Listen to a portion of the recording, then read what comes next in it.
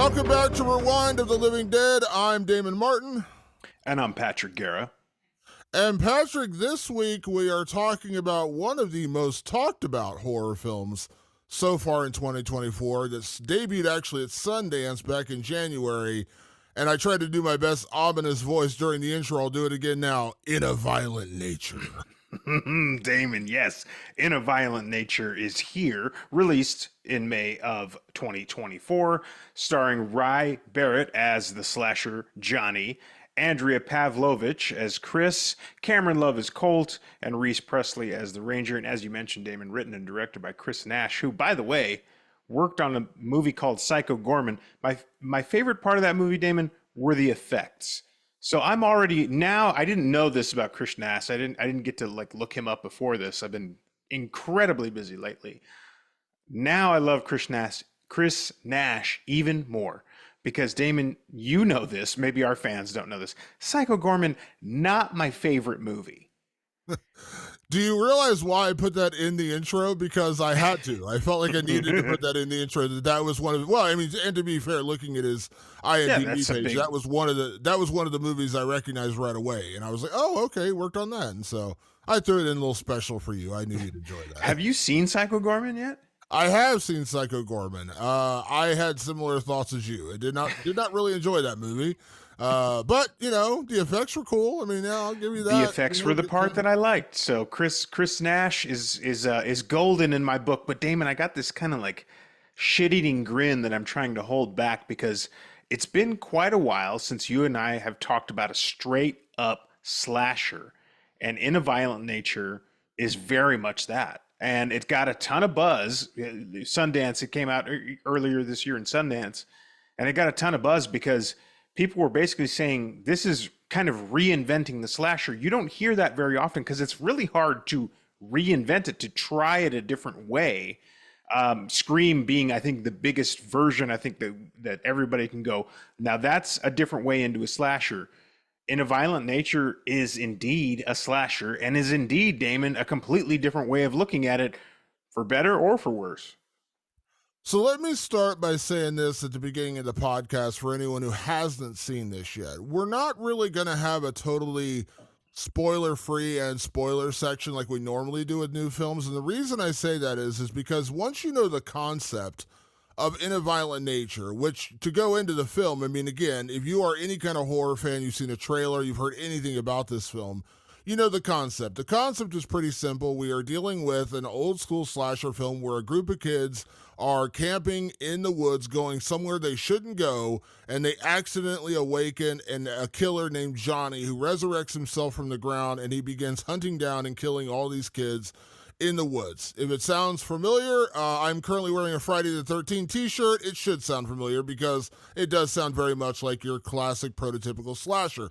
The difference being, and this is not a spoiler because we watched the trailer, it's there, everything we see in this movie, well, not everything, I would say 3/4 of this movie you're seeing through basically the point of view of the slasher, almost in like a third-person video game sort of way, except in like Doom where you just see your hands, you actually see the back of our killer Johnny, and we're following him throughout the entire movie. Now, the reason I say that is to preface this to the audience, because a lot of people who tune in do listen to, I've gotten a lot of messages. People say, I listen to the first half of the show, I go watch it, and then I listen to the second half of the show, and you guys are in spoilers.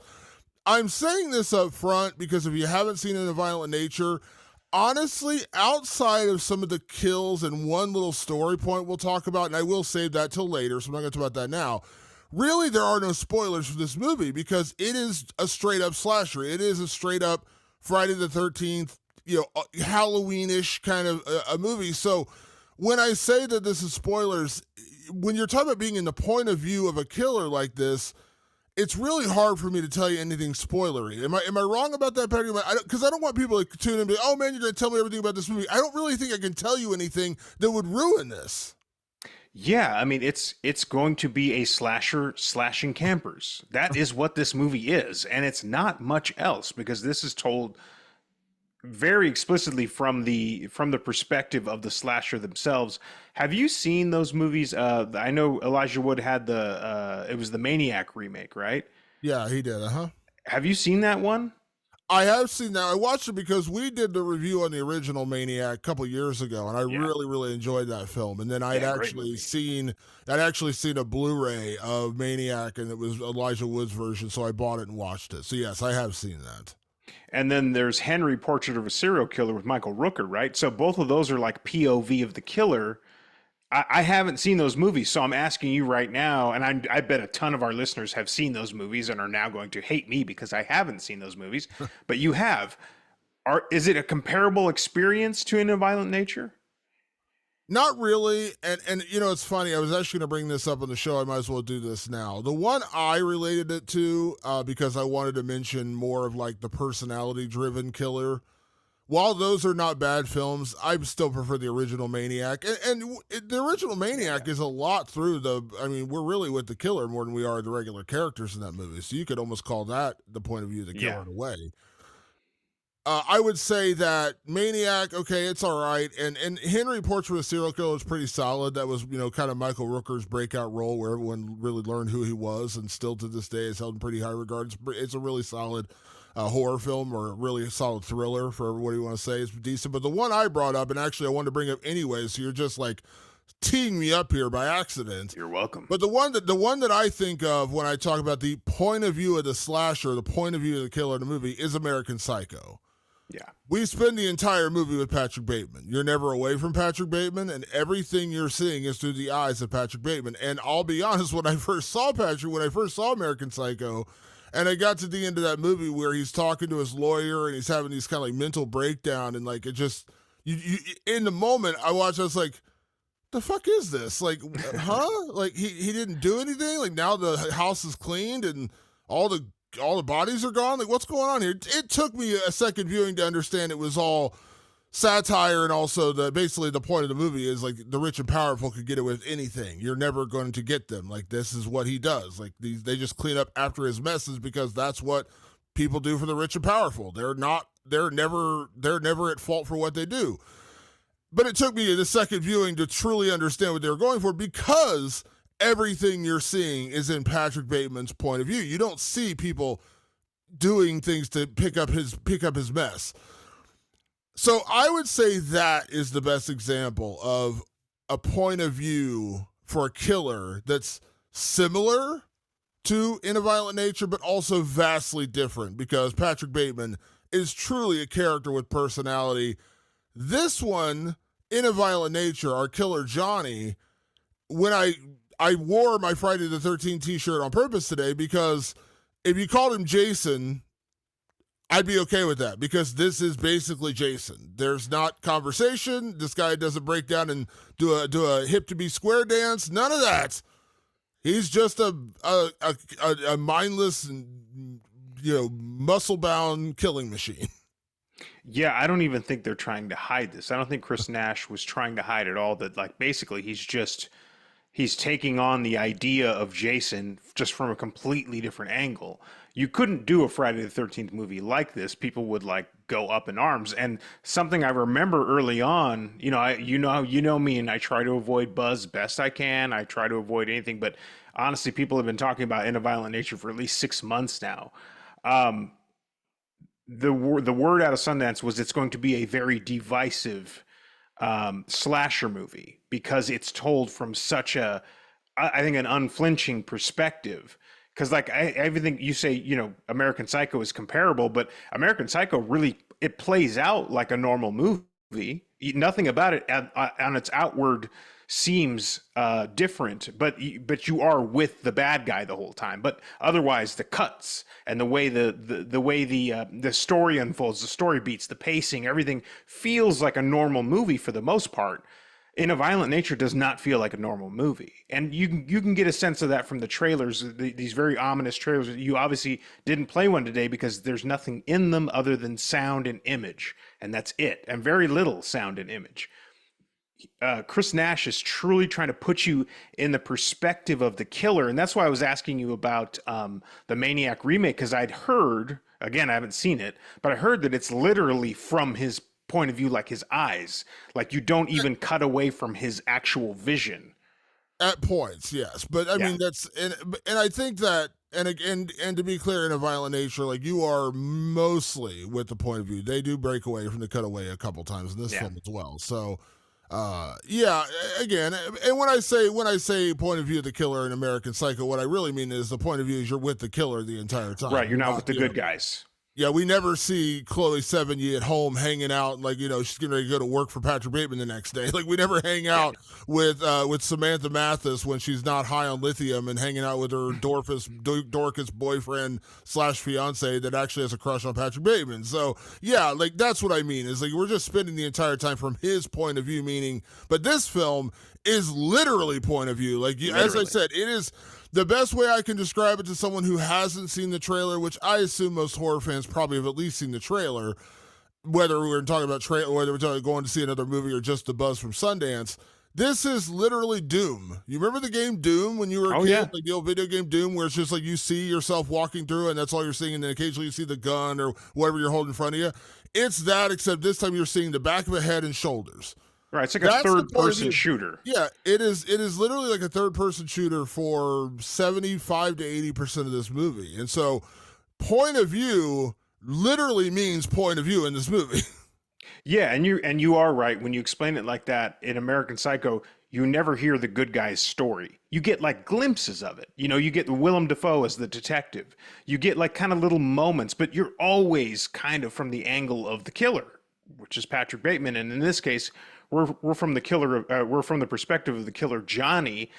And I mean, it is Damon ripped right out. There's like two little elements that I don't want to spoil just yet, but it's like from the opening salvo, he's saying it's a Jason movie. Like, I mean, there's literally something that ties Johnny to why he is resurrected that is full blown. I mean, you could just rip it, just call it the blue sweater.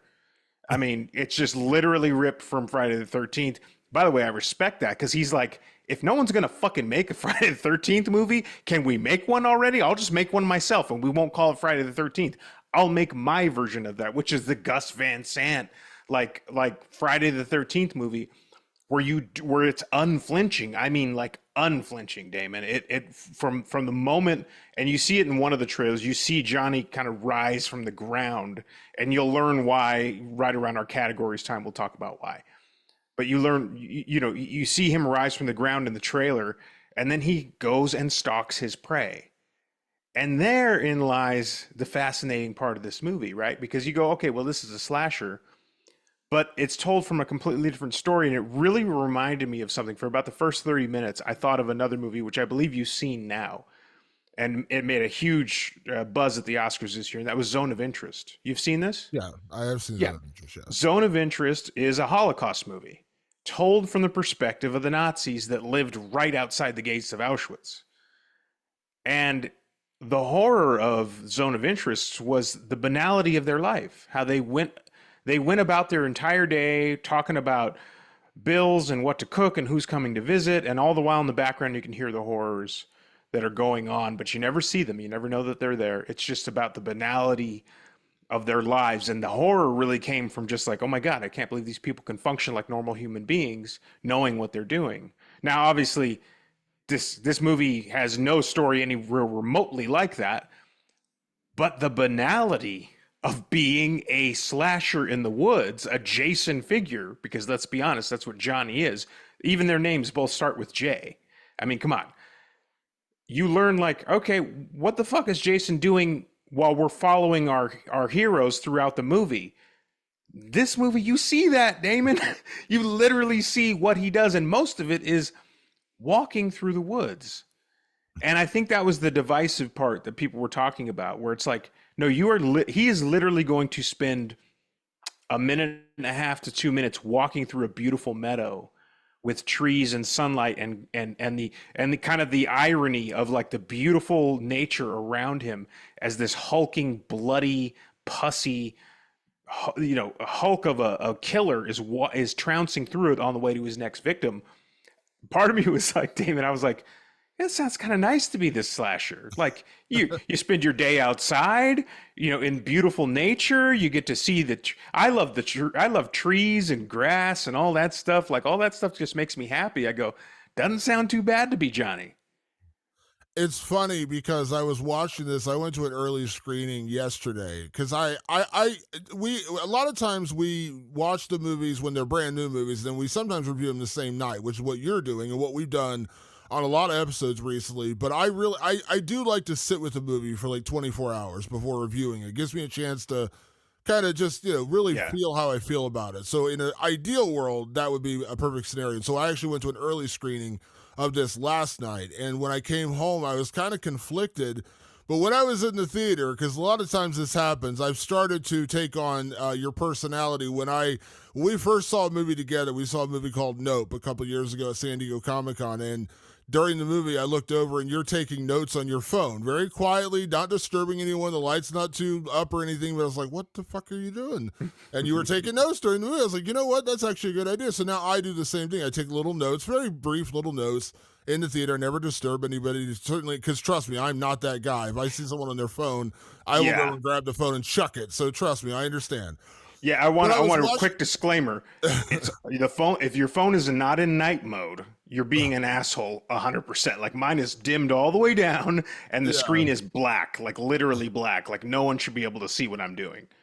Yeah, so I started kind of taking a cue from you to do that because again, when you see a movie, you walk out and immediately you start forgetting things. It's impossible not to, Yeah. until you see a movie two, three, 4, 5 times, you're not going to remember every little beat.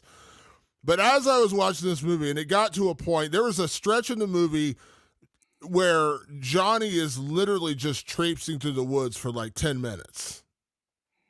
That's it. That's the 10-minute stretch of him walking through the woods. And I It was sitting probably there felt thinking to like myself, 10 minutes and it was probably 5. it may have been less. I don't know. Yeah. It felt like 15 minutes. I don't know what it was. But my thought was, I remember when we reviewed one of the Friday the 13th movies. I don't remember which one it was.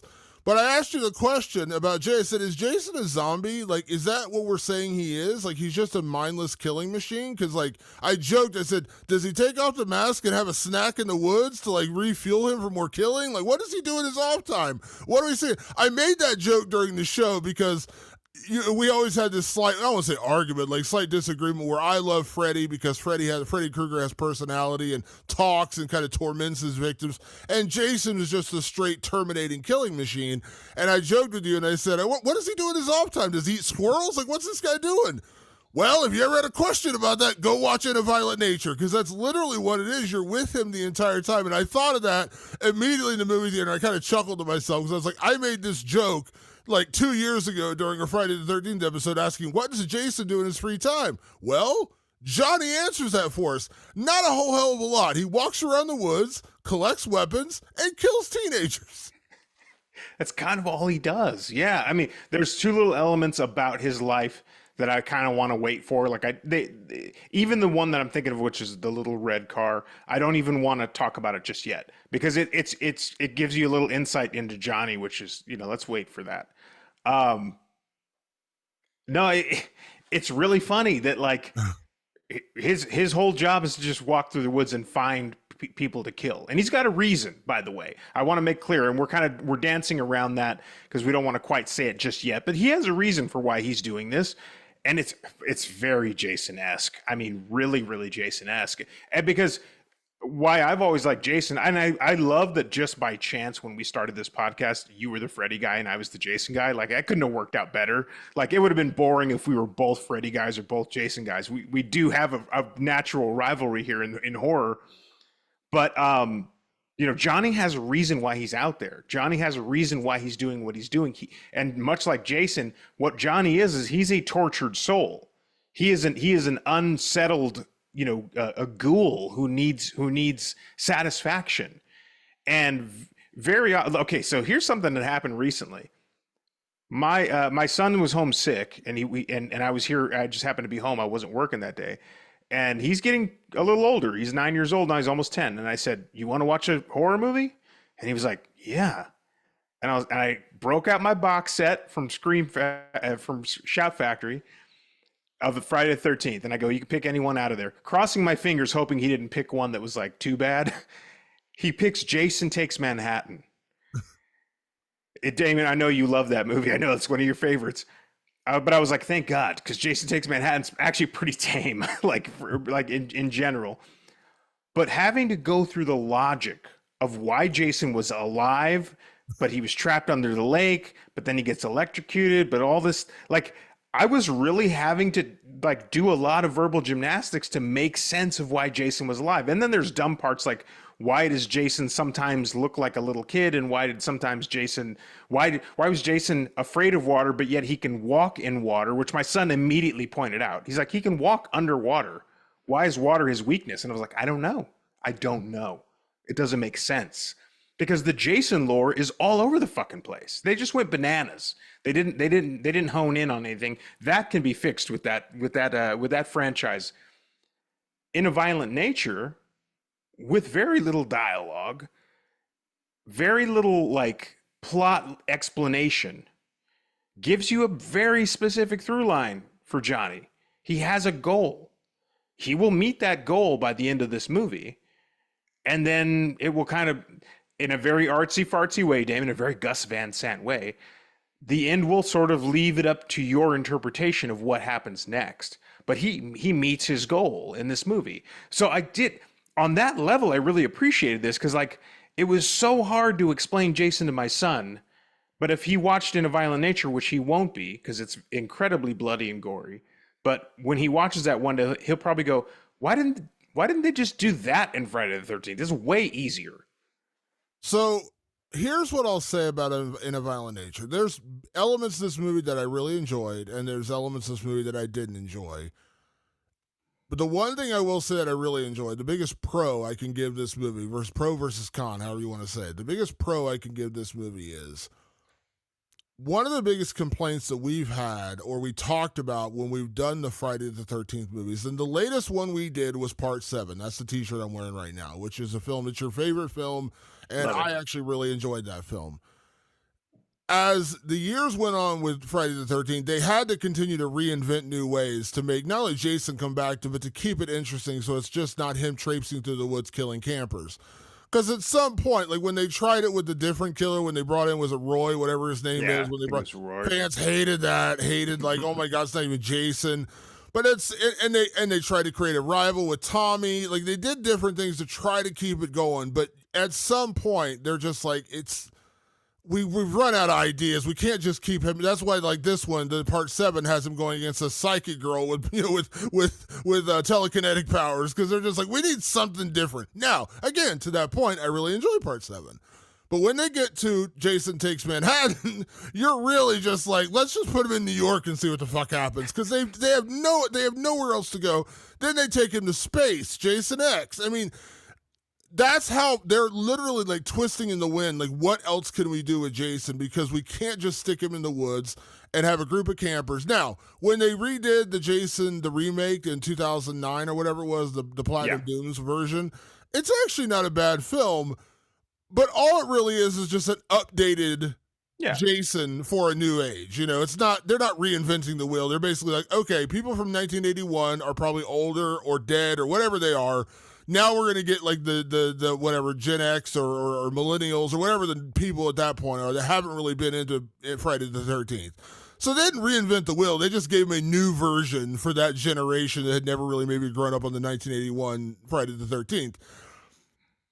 What In a Violent Nature does, and this is where it works, is that it takes that same concept, that same tired concept of just Jason traipsing into the woods killing kids, which again, they just at some point like, we got to figure out a way out of this. We got to do something else.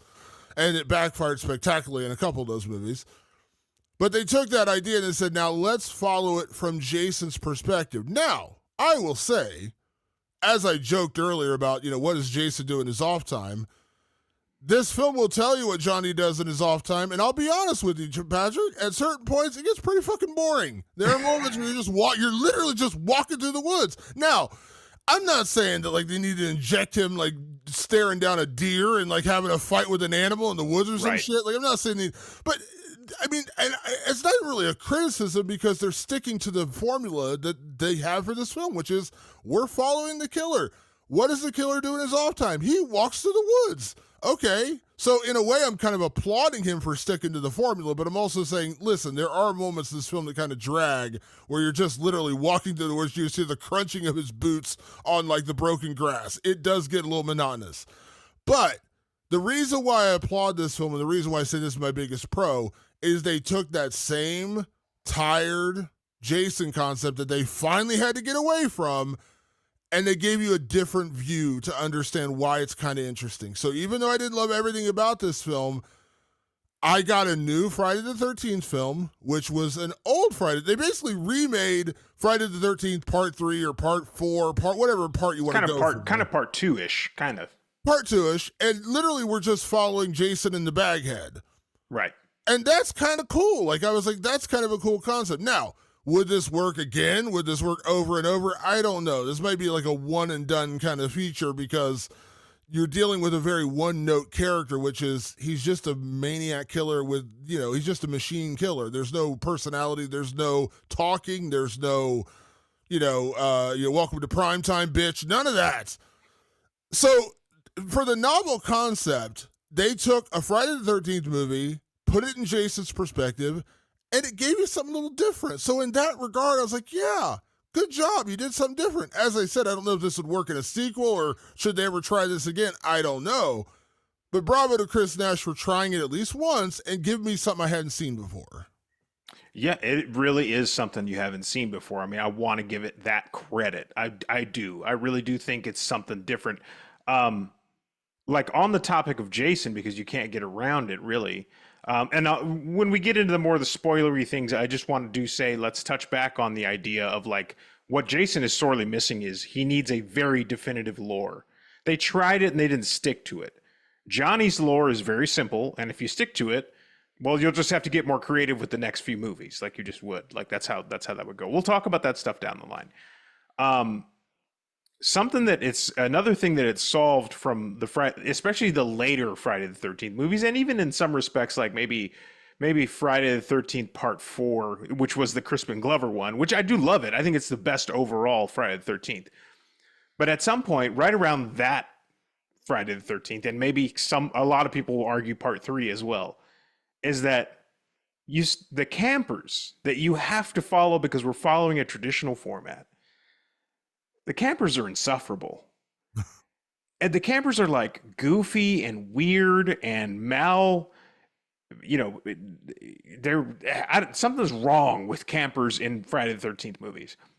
That remains here in a violent nature, because every now and then Chris Nash will follow Johnny to a campfire and maybe bring the camera down to the campfire, knowing that Johnny's standing in the background in the shadows. And then you get a few moments with those campers. They are very much campers from a Friday the 13th movie. They're obnoxious. You don't understand how they're friends. He sticks to the formula of a slasher. They're horny. Don't forget they're horny. Yeah, they're horny. Some of them are kind of goofy. He sticks to all of that. But what he does is he doesn't make you sit through that for 90 minutes and then finally get to sort of a crescendo of slashing somewhere near the 1 hour mark where the killer has to slash the rest of the people. Instead, it's like slashing is the priority and the walking. And then you get glimpses of those people and you don't have to deal with them anymore, but they are very much those people. And I loved that because I was like, the thing I can very rarely defend in Friday the 13th are the characters. Almost always they're annoying. Part 2 being an exception, Part 4 being an exception, and I would argue Part 7 because I think Tina has a great story. I think she's interesting. But for the most part, that's 3 films out of like 10 or more, 10 or 11. So he said, let's just take that away. And so, and in this movie, you only get glimpses, like Johnny will come up on a group of characters as he's picking them off. They're starting to figure it out in the background in some other movie that you're not watching. You're watching in a violent nature. You're not watching that Friday the 13th movie that follows the campers. Every now and then, Johnny walks up and they're in the middle of trying to understand why they're being stalked and killed. And it's funny, and it's in that moment, like you're laughing a little bit because you're like, listen to those dumbass campers. That is flat out of one of the worst like slasher tropes, what they're talking about right now. They're trying to figure it out, and all it is this killer just stalking them through the woods, and he can't be killed, so he's going to get on him. So you just get the little glimpses, and those moments and those little discussions. They're straight out of slashers where they're trying to understand, they're trying to get away, they're trying to solve the problem, they're trying to figure out how to kill Johnny. Someone's coming up going, "You did what? You just resurrected fucking Johnny, blah blah blah." And it's like, yeah, like in whenever that happens in a Jason movie, you laugh because you go, "Oh, everybody always knows the lore. Everybody always comes up and they have part of the story they reveal to you very conveniently." This movie doesn't do that. It slices all that away and gets straight to the slashing. I love that. So I'll agree and disagree with what you said there. One, I'll agree that yes, like that concept was kind of cool and it was funny because there was a point, and again, this isn't really I promise you this is not spoiling the film. I'm giving you a slight spoiler, but I promise you this is not a spoiler. So when Johnny first comes about and he starts looking for these campers, when he first starts coming upon them, when we first meet them, they're around a camp, literally around a campfire, doing drugs and telling stories and getting horny. That's what they do. And towards the end, when they're getting ready to go in for the night, they're like, "Oh, let's take a group photo." And so they all get together, take a group photo, and then you see in the shadow of the background, you see Johnny standing right back there, like watching them from like the edge of the woods. And later in the movie, when Johnny finds them at their cabin, you hear them talking about that. Like very briefly, you hear them saying, "Well, there was something in the photo. Oh, it was just the trees. It was just the light. There was someone back there." I was like, that to me was like my favorite part of the whole movie. Just that little brief, like, Yeah. oh yeah, like they realized that he was back there. They're not complete idiots. And the one girl's like, "No, no, it's real." And the guy's like, "Come on now. You got to have that disbelieving boyfriend and you got to have the smart girlfriend that's better than that." Yeah. So I enjoyed that. That was actually my favorite part when they finally referenced it. Because I was like, they got to bring this back around with this photo because he's clearly in their photo. He is clearly standing behind them when they're taking this photo. And the fact that they did bring it back up, I was like, thank God. And it was a great part. It was a great payoff. It That was. being said, I agree with you in general about how some of the Friday the 13th movies got really ridiculous with the campers and how dumb they got. And that's why part 4 worked, because when you inject Corey Feldman and his sister and their mom, they're not part of that dumbass, campers out there Right. to get laid and do stupid shit community. So you inject a little bit of more realism, and you inject the brother of the girl who got killed. So you inject a couple different layers. They didn't do it in every film, clearly, but they did in a couple of them. Part 7, with Tina and her whacked out psychologist and all that. So they inject it in certain films. But I'll bring up part 4. You mentioned Crispin Glover as one of the great bad scenes in horror movie history, dancing. One of the here's where I'll slightly, and I'm saying slightly, let me say I disagree. I'm slightly disagreeing.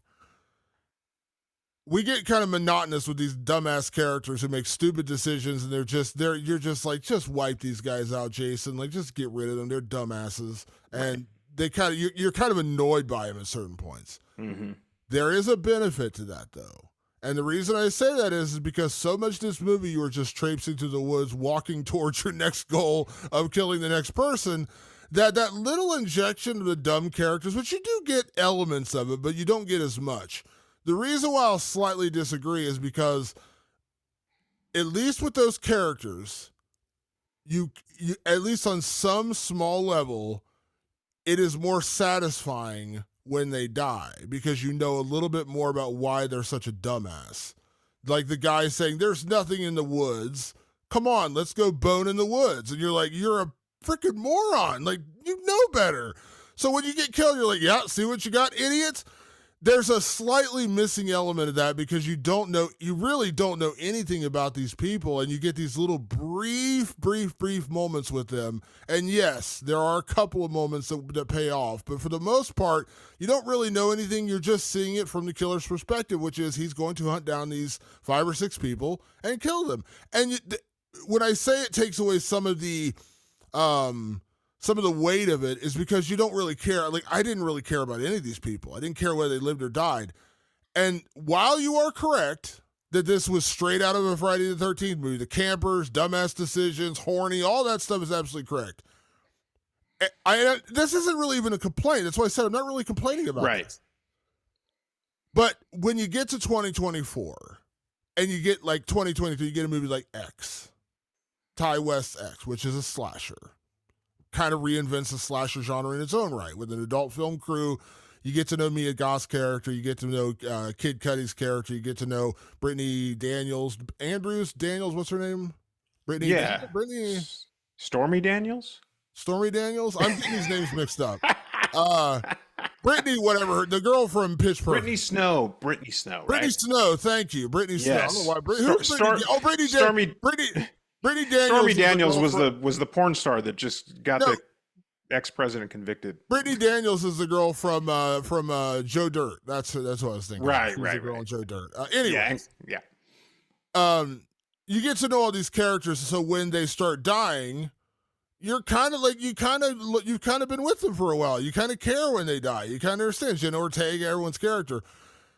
So it's harder to do it in 2024, I guess is my point, because we have gotten to a point where you can make a quote unquote elevated slasher. I hate that word, but where you add a little bit more personality, so it's not just dumbass campers making dumbass decisions and getting hacked to pieces.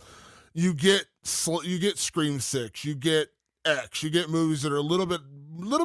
The characters aren't just dumbasses doing dumbass things.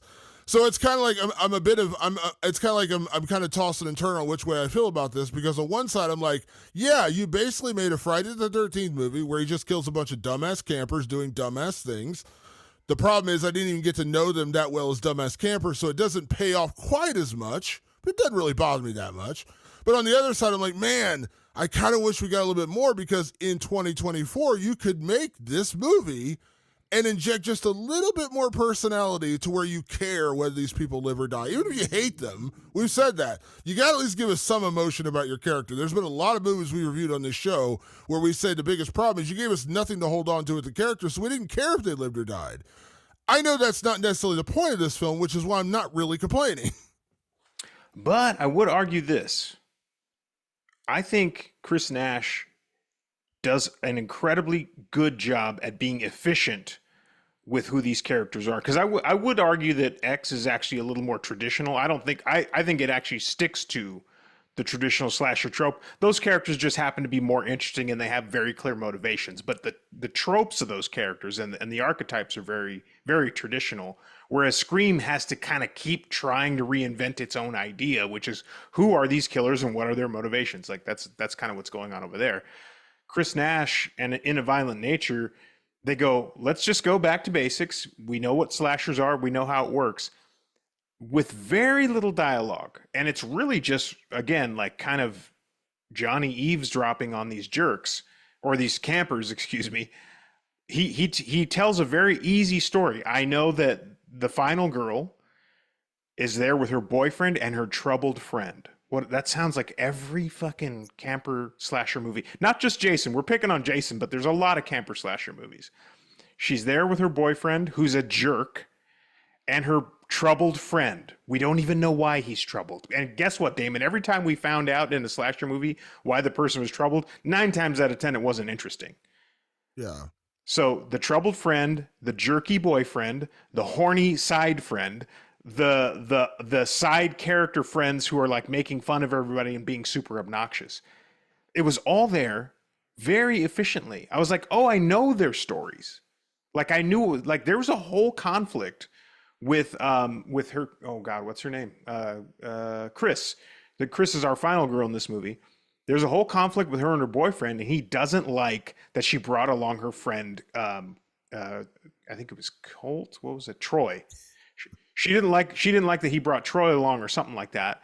And her boyfriend was clearly being a jerk. Anytime he was in the scene, he was a jerk. I was like, oh, that's the jerk boyfriend.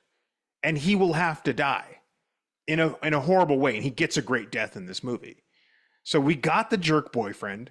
We got the troubled friend who's like going to help Chris get through this. And sure enough, when they reappear together late in the movie, they've got like gas cans and they've got weapons and they have a plan. You have no idea what that plan is. You never see it actually come to fruition properly because you're with Johnny.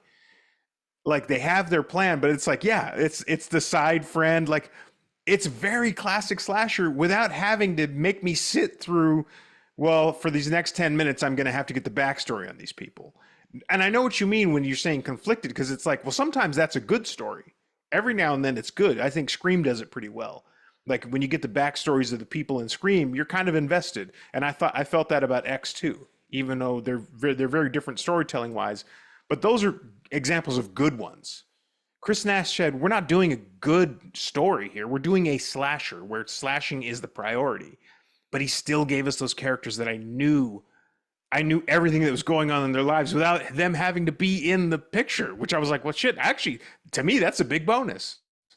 And that's why I said I'm kind of conflicted, because part of me Right. says, yeah, I kind of dig that because these idiots are idiots and I don't really need to know about the idiots. And then I think about the movies where it is a little bit better, where I'm like, yeah, you give them a little bit more personality. And whether I hate them or I love them, I care whether or not they die. And so ideally, and again, I think this goes back to our disagreement of Freddy versus Jason. One of the reasons I always like Freddy in the really good Freddy movies, let me be clear, I'm not talking about Freddy's Dead. Oh, please. When you talk about Dream Warriors, you talk about part one, you talk about Dream Warriors, you talk about Dream Master. Those three are my three favorites. What do those three films all have in common? Interesting, compelling characters to go against Freddy. Nancy, her boyfriend in the first one, Rod, all those characters in the first one. You go to, Dream Warriors is just like a gang of cool characters, Kincaid and Joey and all of them. So when they get picked off and they start dying, you care because these are characters you've gotten to know and like. And that's the difference with a Friday the 13th movie, which is part of the reason I always bumped up against them, because it's literally just Jason hacking these nameless idiots. And I kind of I just didn't care. Now, again, I understand that some people who love the Friday the 13th movies, that's all they want. They just want to see Jason killing people. That's all they care about. They're not giving a shit about these campers.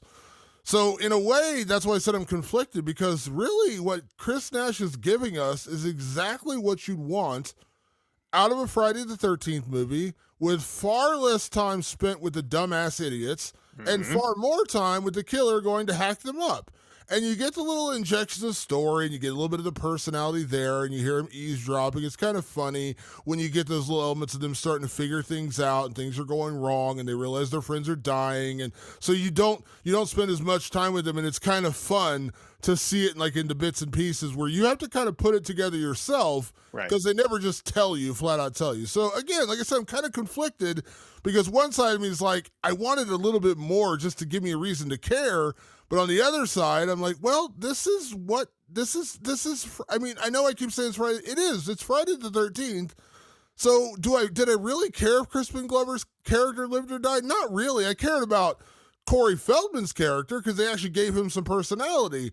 But you stick 5 Crispin Glovers in a scene, I could give a shit. Hack him up, kill him, whatever, I don't care. And that's kind of what In a Violent Nature gives you. So I'm kind of talking myself into enjoying this more. But I will say this, Patrick, and I know you talk about like sequels and stuff like this, and I have no idea if Chris Nash has any intention of ever going back to this again. I have no idea. Maybe we'll see Johnny reappear somewhere else. But if you're going to ever do it again, you're going to have to reinvent it a little bit more, because this formula is unique. It's original, and I applaud him for that. This is something I didn't see coming. When I heard about this, I was like, really?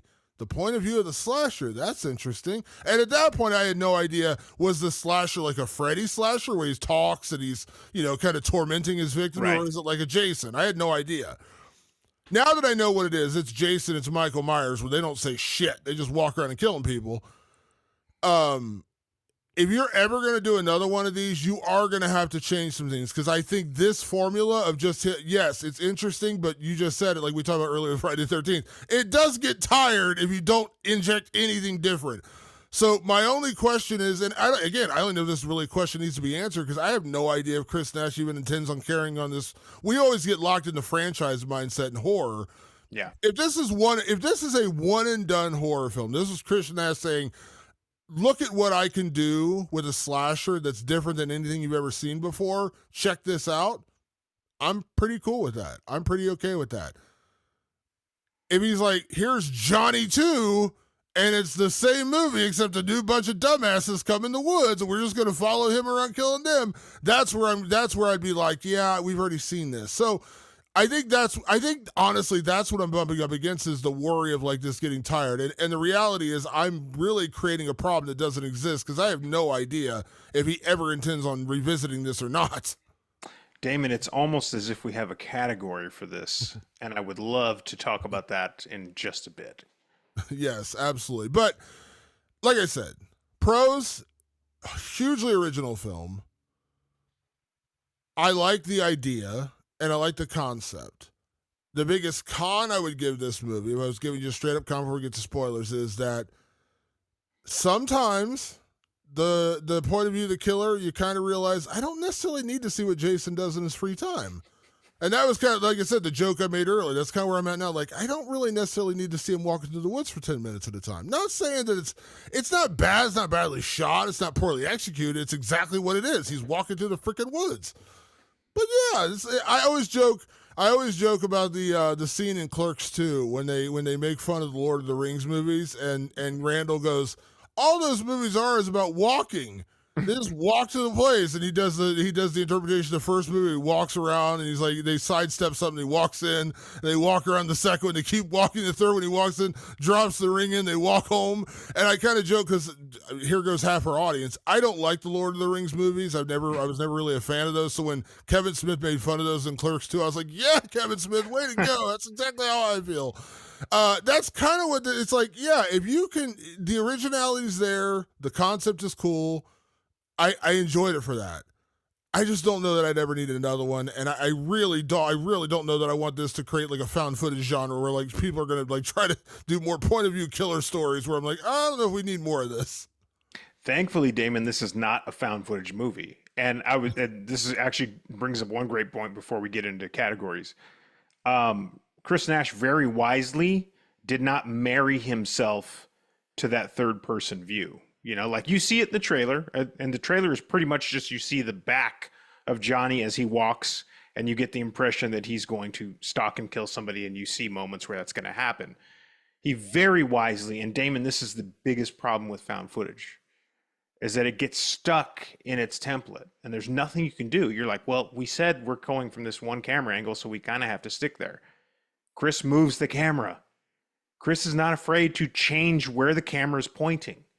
He's not fully married to this idea that it's only third person. Sometimes he even gives you the perspective of the campers. Why? Because why the fuck not? Like, why would you shackle yourself like that? I think it's a big frustration with me with found footage movies in general, is they go, well, we have to shackle ourselves to this. Even Chris Nash was like, no, I'm going to break that sometimes because I just want to get the best shot. I just want to get the best chance to tell the story. So I'm going to move the camera. I'll move the fucking camera. So big plus for me, Damon. I mean, huge plus for me.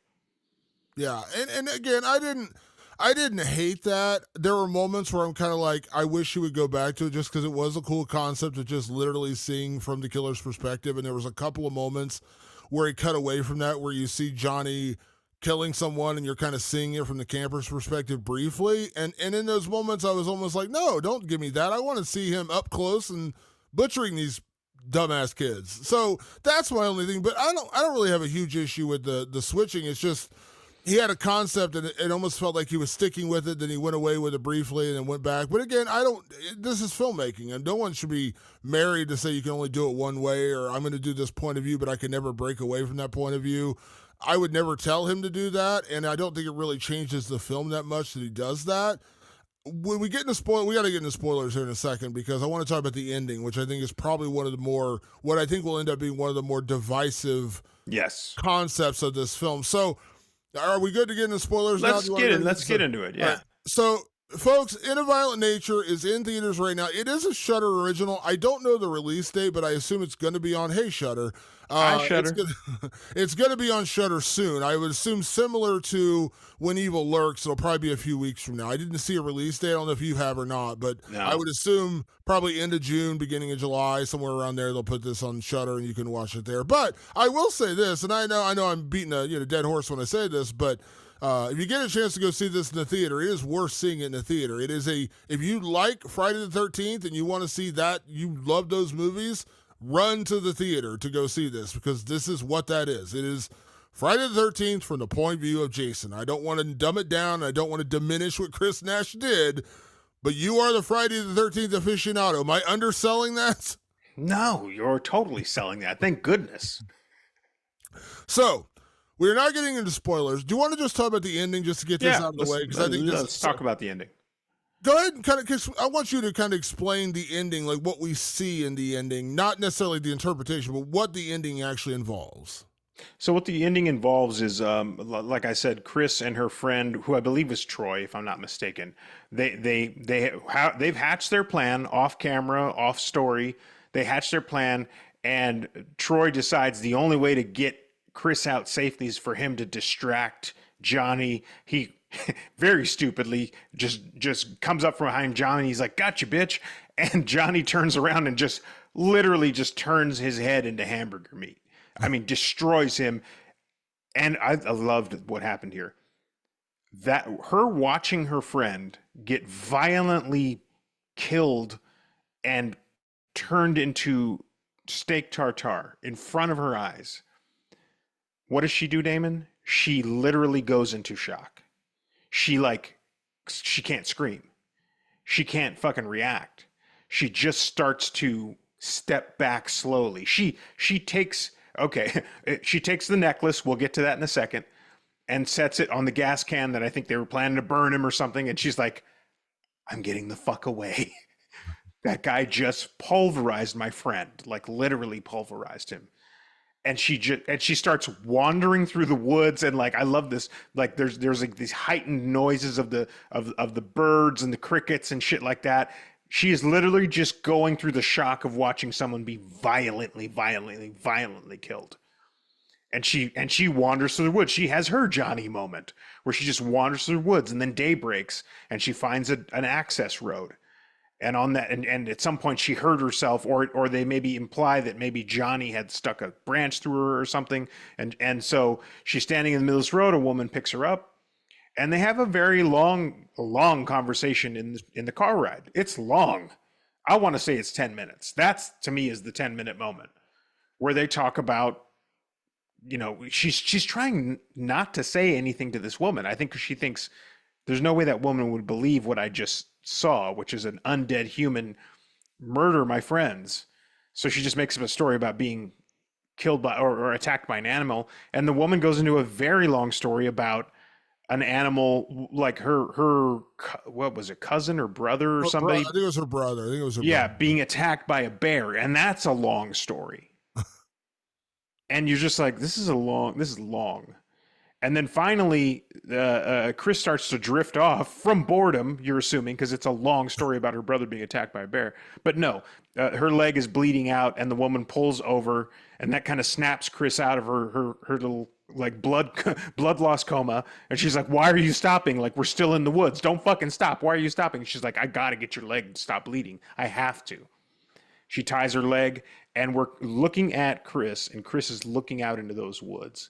And in that moment, Damon, it was a rare moment for me where I was like, I've never been in this position before. The moments after a final girl gets away, you know, we see Sally Hardesty laughing hysterically as she's being driven away in that truck. 10 minutes down the road, because you know Texas roads, Damon, they go on for fucking hours. 10 minutes, 30 minutes down the road, what is going on in Sally Hardesty's mind? This is what was going on in her mind. Chris was every final girl, hours after being viciously attacked and witnessing her friends be murdered. She was going through a deep paranoia, a deep, like, psychotic paranoia of like, and there's this great shot of just the woods. She's looking out into the woods, and you and I know everybody in my theater, we're going, Johnny's going to pop out, right? Johnny's going to pop out. Johnny's going to pop out. That's what she was thinking. She's going, Johnny's going to pop out at any moment. We got to fucking go. That's what you and I are thinking. Close the fucking car door, lady, bear story lady, close the door and let's fucking go. Because that's what would be happening with a final girl. There were moments, Damon, yes, where I was like, kind of like, not frustrated, but just going like, what is this?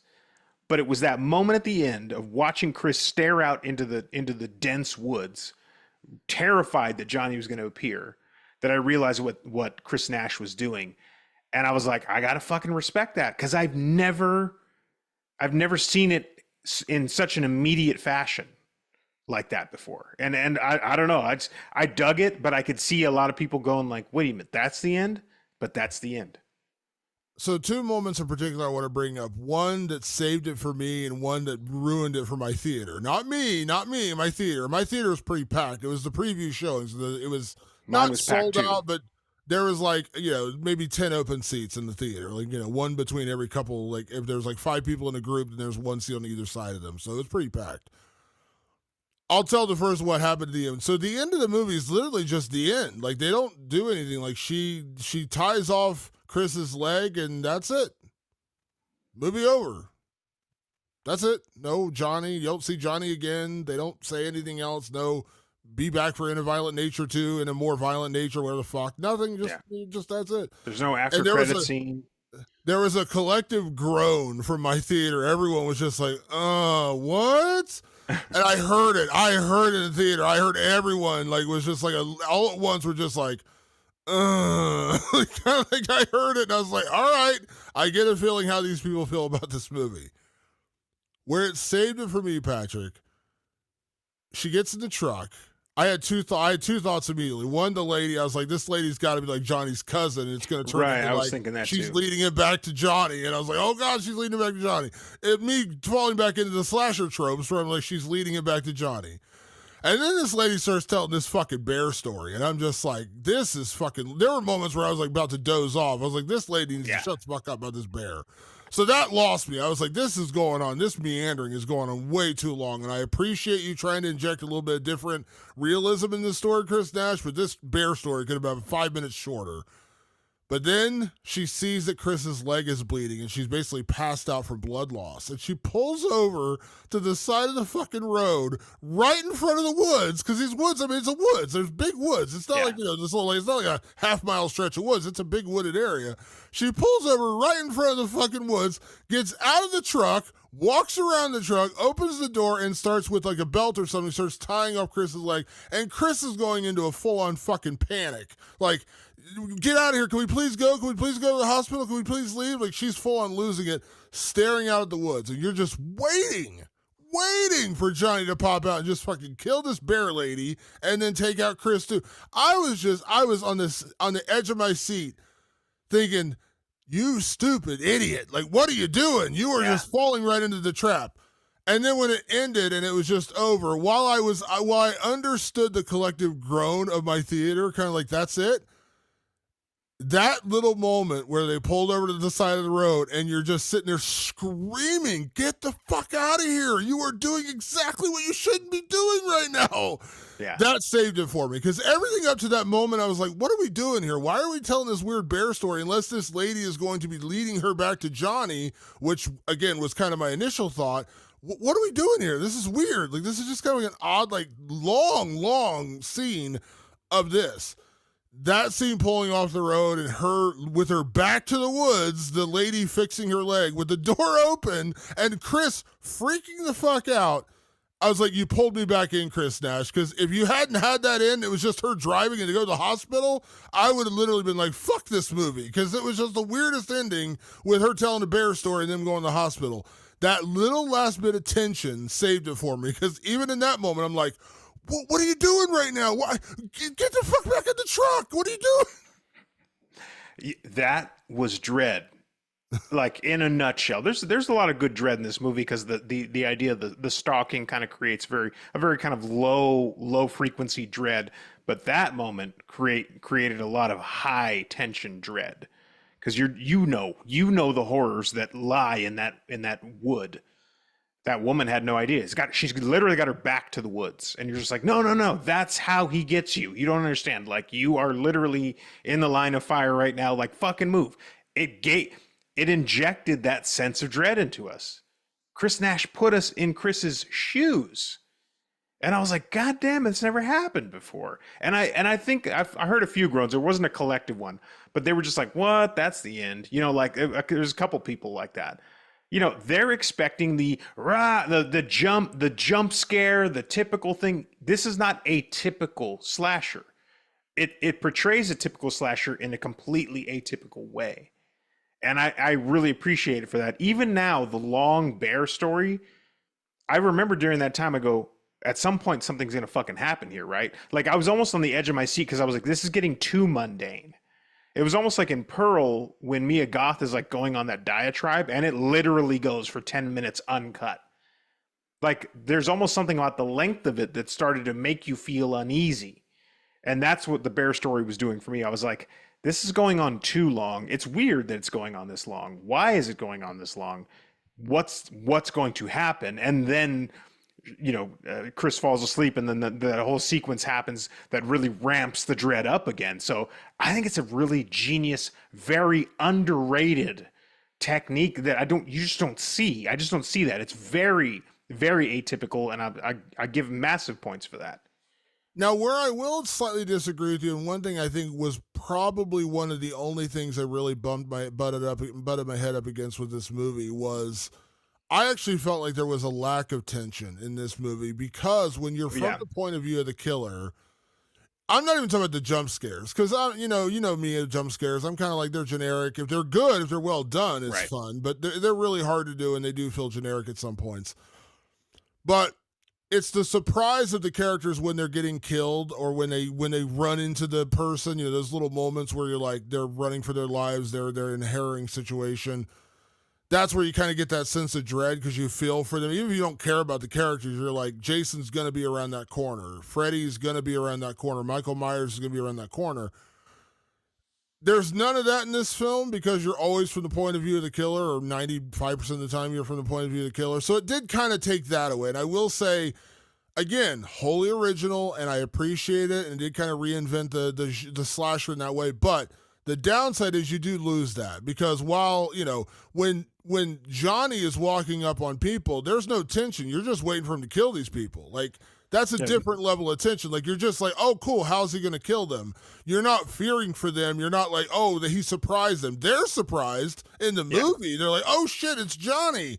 But for us, we've been there with Johnny. We knew Johnny was staring them down to the woods. So it does yeah. take away that classic dread of the classic dread or the classic tension of a slasher movie where you know that the bad guy could be around any corner. This one, you're with him around the corner and you're just waiting for him to cross around the corner. So it does kind of take that away. Yeah, it's a totally different frequency. That's why I was calling it like a low frequency dread because it really isn't that dreadful. You know what's coming already. I mean, but you know what's coming in slashers already. You know, but in a typical slasher, you're from a different perspective, so you don't know how it's going to happen. You're in the unknown part. With this, you actually follow Johnny and you find out what weapon he's going to use. You see how he chooses his weapon, and then you see him stalk towards whatever his next kill is going to be. So it's very different. It's a very different way of observing it. That is, I mean, to me, that's interesting because I do want to see something different every now and then. This movie does that. I'll say this. One of the guys I work with in my day job had seen a movie recently. I can't remember which one it was. He had given it compliments on Twitter, and he said that his biggest complaint was it just went too long. He's like, it Yeah. was like 2 hours and 10 minutes. It should have been an hour and 40 minutes. And I just recently watched, I don't know how I'm comparing this to In a Violent Nature, but I just recently watched a comedy action movie called The Fall Guy, which did not do very well in theaters. I didn't mind it. The more I thought about it, I was like, this is just kind of a dumb action comedy. I kind of Yeah. dug it. But what I didn't like about it, and as soon as I started the movie, I was like, really? It's like 2 hours and 9 minutes long. Hmm. And when it started and when it ended, I was like, you know what? And I thought about it more because the night of the movie, I was like, I hated that movie, Patrick. I did not like it at all. The more I thought about it, the more I was like, you know what? It's just a dumb action comedy. I kind of liked it. It was okay. But I think what bothered me was they could have cut out 40 minutes and not missed a beat in that movie. It was 2 hours and like 9 minutes. It could have been an hour 30 out the door. And I think making it leaner would have made it a much easier watch. You know what I mean? Like, Yeah. I'm not saying action movies have to be 90 minutes. You can get it. You can give it a 2 hour action movie if it's like Die Hard, where there's just so much going on. Fall Guy did not need to be 2 hours and 10 minutes. I'm sorry. It did not need to be that way. And I was like, if they cut it down to an hour and 35, totally fine with that. we've kind of come into this world now, Patrick, where we just expect movies to be at least 90 minutes. Like, that's just a standard film. But you and I have actually applauded when filmmakers do make a leaner horror film. We've talked about this before. We've talked about this with reviews we've done. You know, there are movies like that. I feel like In a Violent Nature, I think the parts that kind of bored me with the whole walking through the woods thing, and I'm not saying you can't do that. That's a big element of what Chris Nash is doing here, but it does get a little monotonous at points when it's Yeah. just literally him walking through the woods. This was about an hour and a half, I think is what the total runtime was, Yeah. 90 minutes. I think it could have been 75 minutes, and I don't think you really skip a beat in this movie. And it just cut down a little bit on the fucking bear story, cut a little bit down on some of the walking through the woods, and just making it a slightly leaner film. And I think it would play better because I feel like now that I've seen it, and I went back and watched some of the reviews I've seen on TikTok that I just scrolled through because I didn't want to know anything about this movie. I went back and rewatched them, and that has been probably the biggest, I won't say complaint, but the biggest, like, I know what you're not going to like about this movie, which is the walking, because it's so much of that. There's literally stretches of like 3-4 minutes of walking, 3-4 minutes of walking, 3-4 minutes of walking. Again, I applaud what Chris Nash is doing. I understand why he's doing it. But I think there's like a little bit of a level. Like, we didn't actually see Forrest Gump crossing the entire United States 19 times. We got little segments of him running across the world when he ran into the guy, make the smiley face shirt, ran into the guy and say shit happens. The exciting moments of Forrest Gump crossing the country. There's a reason why no one sits and watches the New York Marathon from start to finish, because it's like 7 hours of people running. No one really wants to see that. So I think that would be my thing. Like, you could have made this a 70-minute horror movie. It would have been the same movie, but you would have cut out some of those monotonous moments that I think, honestly, Patrick, you'll probably agree with me on this, will turn off some of the casual viewers because they'll get a little bored in those moments. The good news is I'm not a casual viewer, so fuck a casual viewer. How about that? No, but in all honesty, it will. It'll turn off some people. And I remember that way back when the early buzz out of Sundance was this movie like does not deviate from that. And that's gonna bother some people. I have more to say about that in categories. So, real quick before we get to categories, do you want to talk about the one thing we haven't talked about, which is the resurrection of Johnny? Because that's the one thing we kind of skipped around at the beginning with the totem. Now, can I give you my one thing I loved about this? Is when I was watching this movie, I was like, is Friday the 13th going to sue him? Because this is just straight up Jason. So, when we first meet Johnny, and I actually really like, so the opening is literally, you just hear these voices outside of a fire. What we learn later is a fire station. It's a fire station in the middle of the woods. It's burned down. But then you hear these people talking, and you hear them just like talking about where they're at, doing. You kind of figure out what the fuck they're doing. And they end up taking a necklace from off of a pole that's like dug into the ground, and they take it and they walk away. And then a minute later, the ground starts rumbling, earth starts moving, and then up comes Johnny's hand. And he eventually pulls himself out of the dirt. And then when he goes down the road to a farmhouse where this guy's arguing with a park ranger, and he goes in, and you see him stare into the mirror, this dirty-ass mirror, and his mother talks back to him in a full-on Friday the 13th homage, and she says, Johnny, this is the necklace I want you to always remember me by, or something to that effect. Yeah. And so, like, it's a talisman of his mother. And he is literally just a little boy who never grew up, and they tell the story. Like, there is the folklore of Johnny, of he was a little kid, and he got some firemen in trouble, and so they killed his dad. I can't remember the exact folklore at all. And then Johnny got killed, and so now Johnny's this restless creature who can never be silenced. And there's actually a funny interaction later with the fire station where the guy at the fire station, of course, knows the whole story about Johnny. And, but that scene, but that scene at the mirror when the mother talks to him and like you see it, I was like, could she put on a blue sweater? Come on, like just put on a blue sweater. Yeah, but what they did is they made a really efficient lore for him. They didn't get deep into it. Now, of course, everybody knows the original Friday the 13th. The story was just supposed to be a story about Pamela Voorhees getting revenge for the death of her son, and that was it.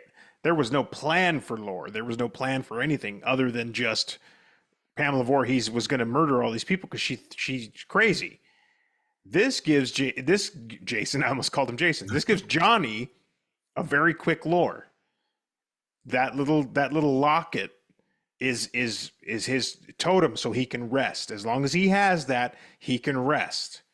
Well, some people fucking traipse through the woods and they grab that locket because one guy wants to take it. The jerk boyfriend wants to take it and give it to Chris, and that unsettles his restful soul. And now he is now a soul that needs to get it back, or he cannot rest. Simple as that.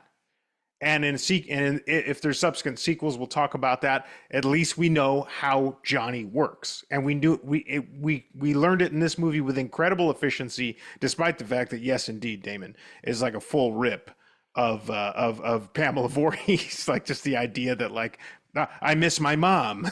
Like, that's basically all that Johnny is. Yeah, it was rather funny. And then the ending, which I did enjoy, which I said, like when they pull out this plan, when Troy and Chris try to pull out this plan to stop Johnny, which we never figure out what it is. They have gas cans and a bear trap, which the bear trap's not even open. So, like, how the fuck were you going to trap him if you didn't have the bear trap open? But neither here nor there. But when Troy gets just horrifically murdered by Johnny, and as you said, Chris is kind of stuck in this, like, almost like, catatonia in that moment. She's in this catatonic state. She puts the locket down on the gas can and just pieces the fuck out. She's like, I'm out of here.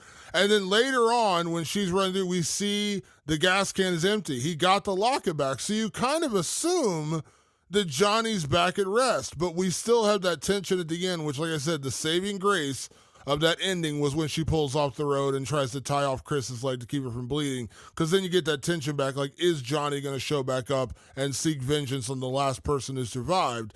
Because up to that moment, I'm kind of like, what are we doing here? And when they do show that the locket was gone, she figures it out. Like, she figures out what he's doing it for, just like our character in Friday the 13th Part 2, when she puts on the Jason sweater and talks to him and says, Mother's talking to you, which is my favorite scene of any Friday the 13th movie ever.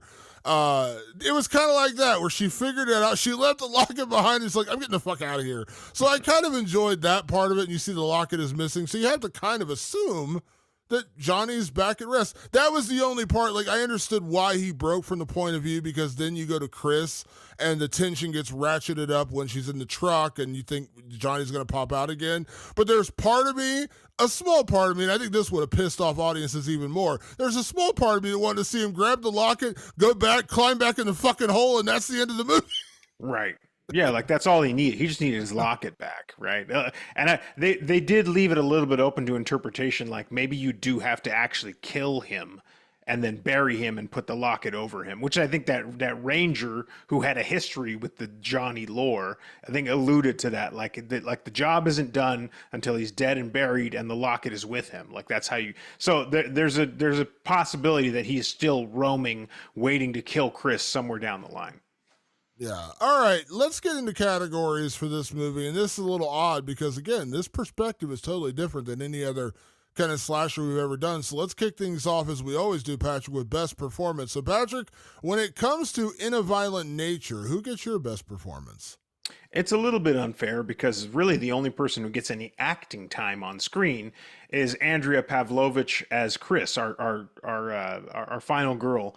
There's other characters and they have their moments, but they're kind of fleeting, and that's kind of the point. Those characters don't really matter because in slashers, all that really matters is the final girl anyway. So they treat them as such. So they just kind of get sprinklings, and you don't see a lot of them. But Andrea Pavlovich, for those moments she was on screen, she gave me like an original final girl. I didn't feel like she was stealing from this one or that one or the other one, mainly because I didn't know what the fuck her story was, really. I didn't know a ton about it, but she owned that kind of weird, mysterious half version of a final girl that we got, so I gave it to her. I thought her performance was fine. Here's where I'll say that this is where I go back to my whole, like, the only downside of not knowing the campers. When you sent over the categories and you said who your best performance was, I literally had to think, who the fuck is Chris? Because I couldn't remember her name. Like, I couldn't remember her name was that. Then I looked at it, I was like, oh, she was like the lead. Oh, I think I had to look her name up to write that down. The leadish character. Like, there, she's kind. You know her because at the end she gets the most screen time because she's in the truck bleeding out. But until then, you really don't have a lead character. They're all just kind of like interchangeable. But yeah, when you sent me that list, I was like, who the fuck is Chris? And I was like, oh, okay, that's Chris. So for me, best performance, I think it's pretty simple to say with this one. It goes to Rye Barrett as Johnny. And here's where I'll give it credit because being a hulking, just mindless killer traipses into the woods, you'd think that's a pretty easy role to get on. But you and I have talked about this with Friday the 13th, Patrick. There are good Jasons and there are bad Jasons. You love Kane Hodder, starting with part seven right here. Damn right. There's other Jasons that were not quite as good, that were not quite as foreboding. And here's where I'll relate it to. This character had a little bit more, meat on the bone, but here's what I'll relate it to. Do you even remember watching Game of Thrones when it was good, before it sucked at the end?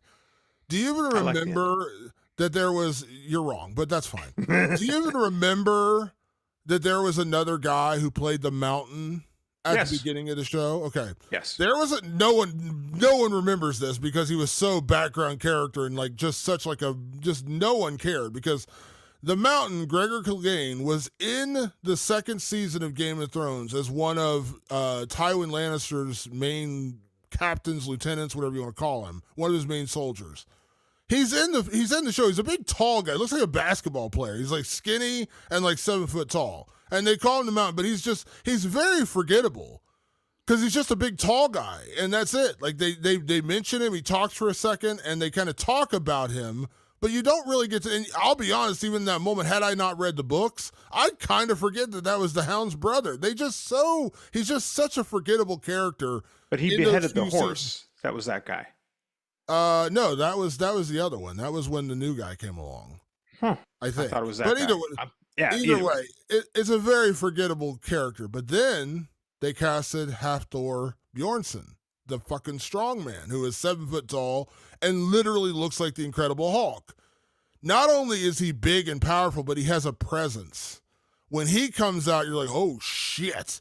Like when he gets, it's just see what he does with Oberyn Martell when he fights Pedro Pascal, and his paramour goes, "You're gonna fight that?" And he goes, "I'm going to kill that." But it's just this big, but the way he moves around is so physically imposing. When he has that giant sword, when he screams, when he grunts, he just has such a presence on screen that like you watch that and then you watch the other brief version of the Mountain in season 2 and you're like, can you superimpose him back in those scenes? Because Hafthor was fucking brilliant. Like the way he moved around the screen, he was so imposing. You kind of forget that other guy even existed because it was completely forgettable. And so that's kind of what I do with Rye Barrett is like he actually has a presence on screen, even though it's not like he's chewing on scenery and has like dialogue because he has none. But like he actually moves around and is kind of a scary, foreboding villain that you're seeing from the back, and he's got these big hulking moves, but he's so powerful. And there's actually a lot of close-ups on his hands when he's pulling on chains and things like this. Little movements that he does actually, again, reminded me of Hafthor in Game of Thrones, where I'm like, yes, you're not giving this guy, huge, dialogue. You're not giving like 3 pages of dialogue to chew on and give us a giant scene where you're, telling us a story. But physically imposing actors have to work with more than just being physically imposing. You can be 7 foot tall. Doesn't mean you're good at being 7 foot tall. And that's the best relation I can give you as Hafthor Bjornsson as the Mountain versus the forgettable 7 foot tall fuck from the second season that we all don't remember. That's kind of where I give Rye Barrett. He kind of reminded me of the Mountain where he didn't say much, but he was imposing and a scary motherfucker.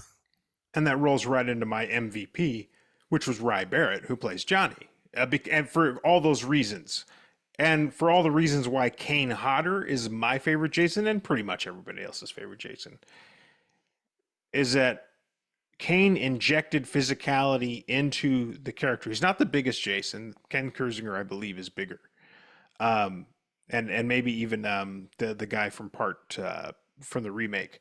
I forget his name. Why can't I think of his name? I know you're talking about, but yeah. I can't think of the name either. Derek Mears. Derek Mears, yes. Yeah, so sorry, I just, the OCD, I got to mention it. Kane embodied Jason. The way Jason moves now, when everybody thinks about the way Jason moves, the way Derek Mears, even though Derek Mears made it his own, he definitely was using Kane Hodder. Rye Barrett was using Kane Hodder. Like, Kane Hodder showed you that, like, a faceless speechless killer can be interesting. You have to put it in the physicality. And Rye Barrett does that in this movie, and that's why he gets my MVP. He's physically Johnny. Johnny has to move like that. Johnny has to have those thick meat hook hands that wrap the chain around just so and pull just so. He's putting his body into it to tell more about the character. So MVP all the way. Yeah, good MVP, and that's why my MVP. It's like you set me up for this. I feel like you almost did this on purpose, but my MVP goes to Chris Nash because while I did have issues with this film, as you can tell, could have been shorter and could have given me a little bit more exposition, a couple more little story beats. But again, what I applaud Chris Nash for doing, even though I didn't love this film, I didn't hate it. I liked it. I liked it. I think it gets lost sometimes. Like you either love or hate a movie. I didn't hate it, didn't love it. I thought it was pretty good. Which that's a B plus, B minus, somewhere in that range. That's not a bad review. Still positive, and I would still tell people, yeah, this is worth seeing. But what I appreciate about this movie and why Chris Nash gets my MVP is the one thing I've applauded over and over and over again about this movie, which is the originality. You gave me something I hadn't really seen before. And while, yes, there were some kind of parts that lagged a little bit, and, I didn't need 15 minutes in walking through the freaking woods, but you gave me something I hadn't seen in a slasher before. And Patrick, I'm not saying I've seen every slasher, but slasher is my favorite genre of horror film, so I've seen a lot.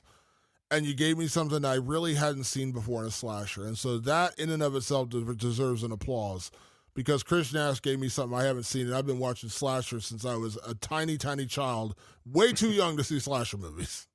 Yeah, same with me, man. I've been seeing them since I'm too young, and that's why I like In a Violent Nature because I've been seeing them for a long time, and I haven't seen one quite like this before. Yeah. So, our next two categories, and the reason I'm saying two categories is because we're basically going to end up flip flopping, so we might as well just talk about both of them. And I Which almost is, combined the categories, but I was like, let me just in case Damon has more thoughts. Let's yeah. So yeah. your best kill is my best gore, and your best gore is my best kill. So it's just like let's just talk about. Let's just talk about him. So best kill and best gore, we're just kind of talking about as one broad subject here because it's kind of pointless. Actually, let's just talk about all the kills because they're all pretty gruesome. Yeah, they're all great. Again, if you are another film I would compare this to a little bit, and they give this a little bit more backstory, but similar-ish in nature, which is more modern, which is Hatchet. I love Hatchet. Adam Green's Hatchet. Kane Hodder plays Hatchet. Yep. Victor Crowley. I love those movies. Danielle Harris is in the second one. I love those movies. They're just it literally the title on the film says Hatcher, old school American horror. Exactly. They're not fooling you what it is. It's a fucking giant hulking madman traipsing through the woods killing people. Okay, with a hatchet and he rips people's heads off. Okay, cool. So the kills in this movie are all pretty brutal. But there's one in particular everyone is going to talk about. Patrick, would you like to talk about the most memorable kill in a Violent Nature? And it's the one that everyone will talk about. Oh my gosh, Damon. I'm just calling it the yoga stretch. Okay. At one point, you see in the trailer at one point, Johnny walking towards a woman who looks like she's doing yoga, and then she screams in terror. She's got nowhere to go. She turns around to run away, and she's at the edge of a cliff. So she's screwed. Well, Johnny, while she's looking over that cliff, sticks his fire hook right through her body, pushes it all the way through, and they get right up on that stomach, Damon, as his hand comes through the hook, and then from behind sticks his arm all the way through her, sticks the hook into her head, pulls his arm back out, and then proceeds to pull the chain and bend her body until her head is pulled through the cavity that he created with his own hand, and he basically pulls her into a pretzel. I mean, they show the hair coming through, they show the guts spilling, they show the whole day. It would bring a tear to Art the Clown's face. It's an incredible kill, and why I had to pick it amongst a bevy of great kills, not just because it is definitely the best kill. The reaction in my audience on a Thursday night, and it was a pretty decent crowd, was the It's the reaction you're always looking for when you go to see a good horror movie. People are just going, "Oh shit! Oh my god!" Like everybody was just going nuts. Honestly, I'm not kidding when I say this because I was at a packed house for Terrifier 2. No kill, and bought tons of great kills in Terrifier 2. No kill in that packed house got a reaction like the yoga kill gets in a violent nature. And that kill got the same reaction on my crowd, and here's why I think it works so well, and why I think the audiences were so reactive, is because it's a long drawn out kill. This is not like hook through the body, hook through the head, pull the head through, and it's over in 10 seconds. This is like full on, like slowly going to the body, hook through the head, and then 1, 2, 3, 4, 5, like just like going through the motions of like literally ripping her body in half and pulling her head through the hole he just punched through her stomach and pulling it all the way through like you're putting a peg into a hole. It's drawn out and it's so gruesome. And that, I think, when her head finally popped through and you're like, oh my, that's when my audience was just like, oh, because it just kept going. Because him punching through her body was bad enough. And that's like pretty gruesome in and of itself. Because when he punches through, you see the blood dripping off his hand. It's pretty gruesome, pretty close up. And then he takes the hook through her head and you're kind of like, hasn't she had enough, Johnny? Come on now. And then he just starts ripping her head around and she starts contorting her body. I don't know. I didn't time it and sit there on my phone and time it, but it's got to be at least a minute and a half to 2 minutes, which doesn't sound like a lot, but trust me, it's a lot. Damon, the famous sleeping bag kill in part 7 of Friday the 13th. It's maybe 30 seconds total. I'm talking from the moment he grabs her to the moment he slams her against a tree and she's dead. The minute and a half, 2 minutes, up close gore. Not again. Chris Nash did all the Psycho Gorman effects. The effects are incredible. They look really good. I mean, we're gonna roll right into gore here, Damon. But one last thing I want to point out, because the yoga kill echoes the rest of this, which is thematically everybody is slashed very much like the theme of their kill matches the personality is really interesting. I love when slashers do that, when they make sure to make the kill tailor made to the person. So this woman's doing yoga, she is going to get fucking pretzeled in a crazy way. So that just kudos to that glorious kill. It's probably going to be my best kill of the year. I don't know how we're going to top this kill when it comes to awards time at the end of the year. Would you like to hear the name I came up with? Because I assumed you were going to pick it for one of the categories, but I didn't know for sure. Would you like to know what I named it? Please. Head like a hole. That's what I named it. That's awesome. Yeah. That's my little great. 9 Inch Nails, a little homage to 9 Inch Nails, head like a hole, because her head literally went through the hole. So, Yeah. let's talk about best gore and just let's just talk about all the kills, because the kills are all really good. That's where they excel in this film. There is a scene, I just love the simplicity of it, is when I think is it the asshole boyfriend when he tries to run out to the woods.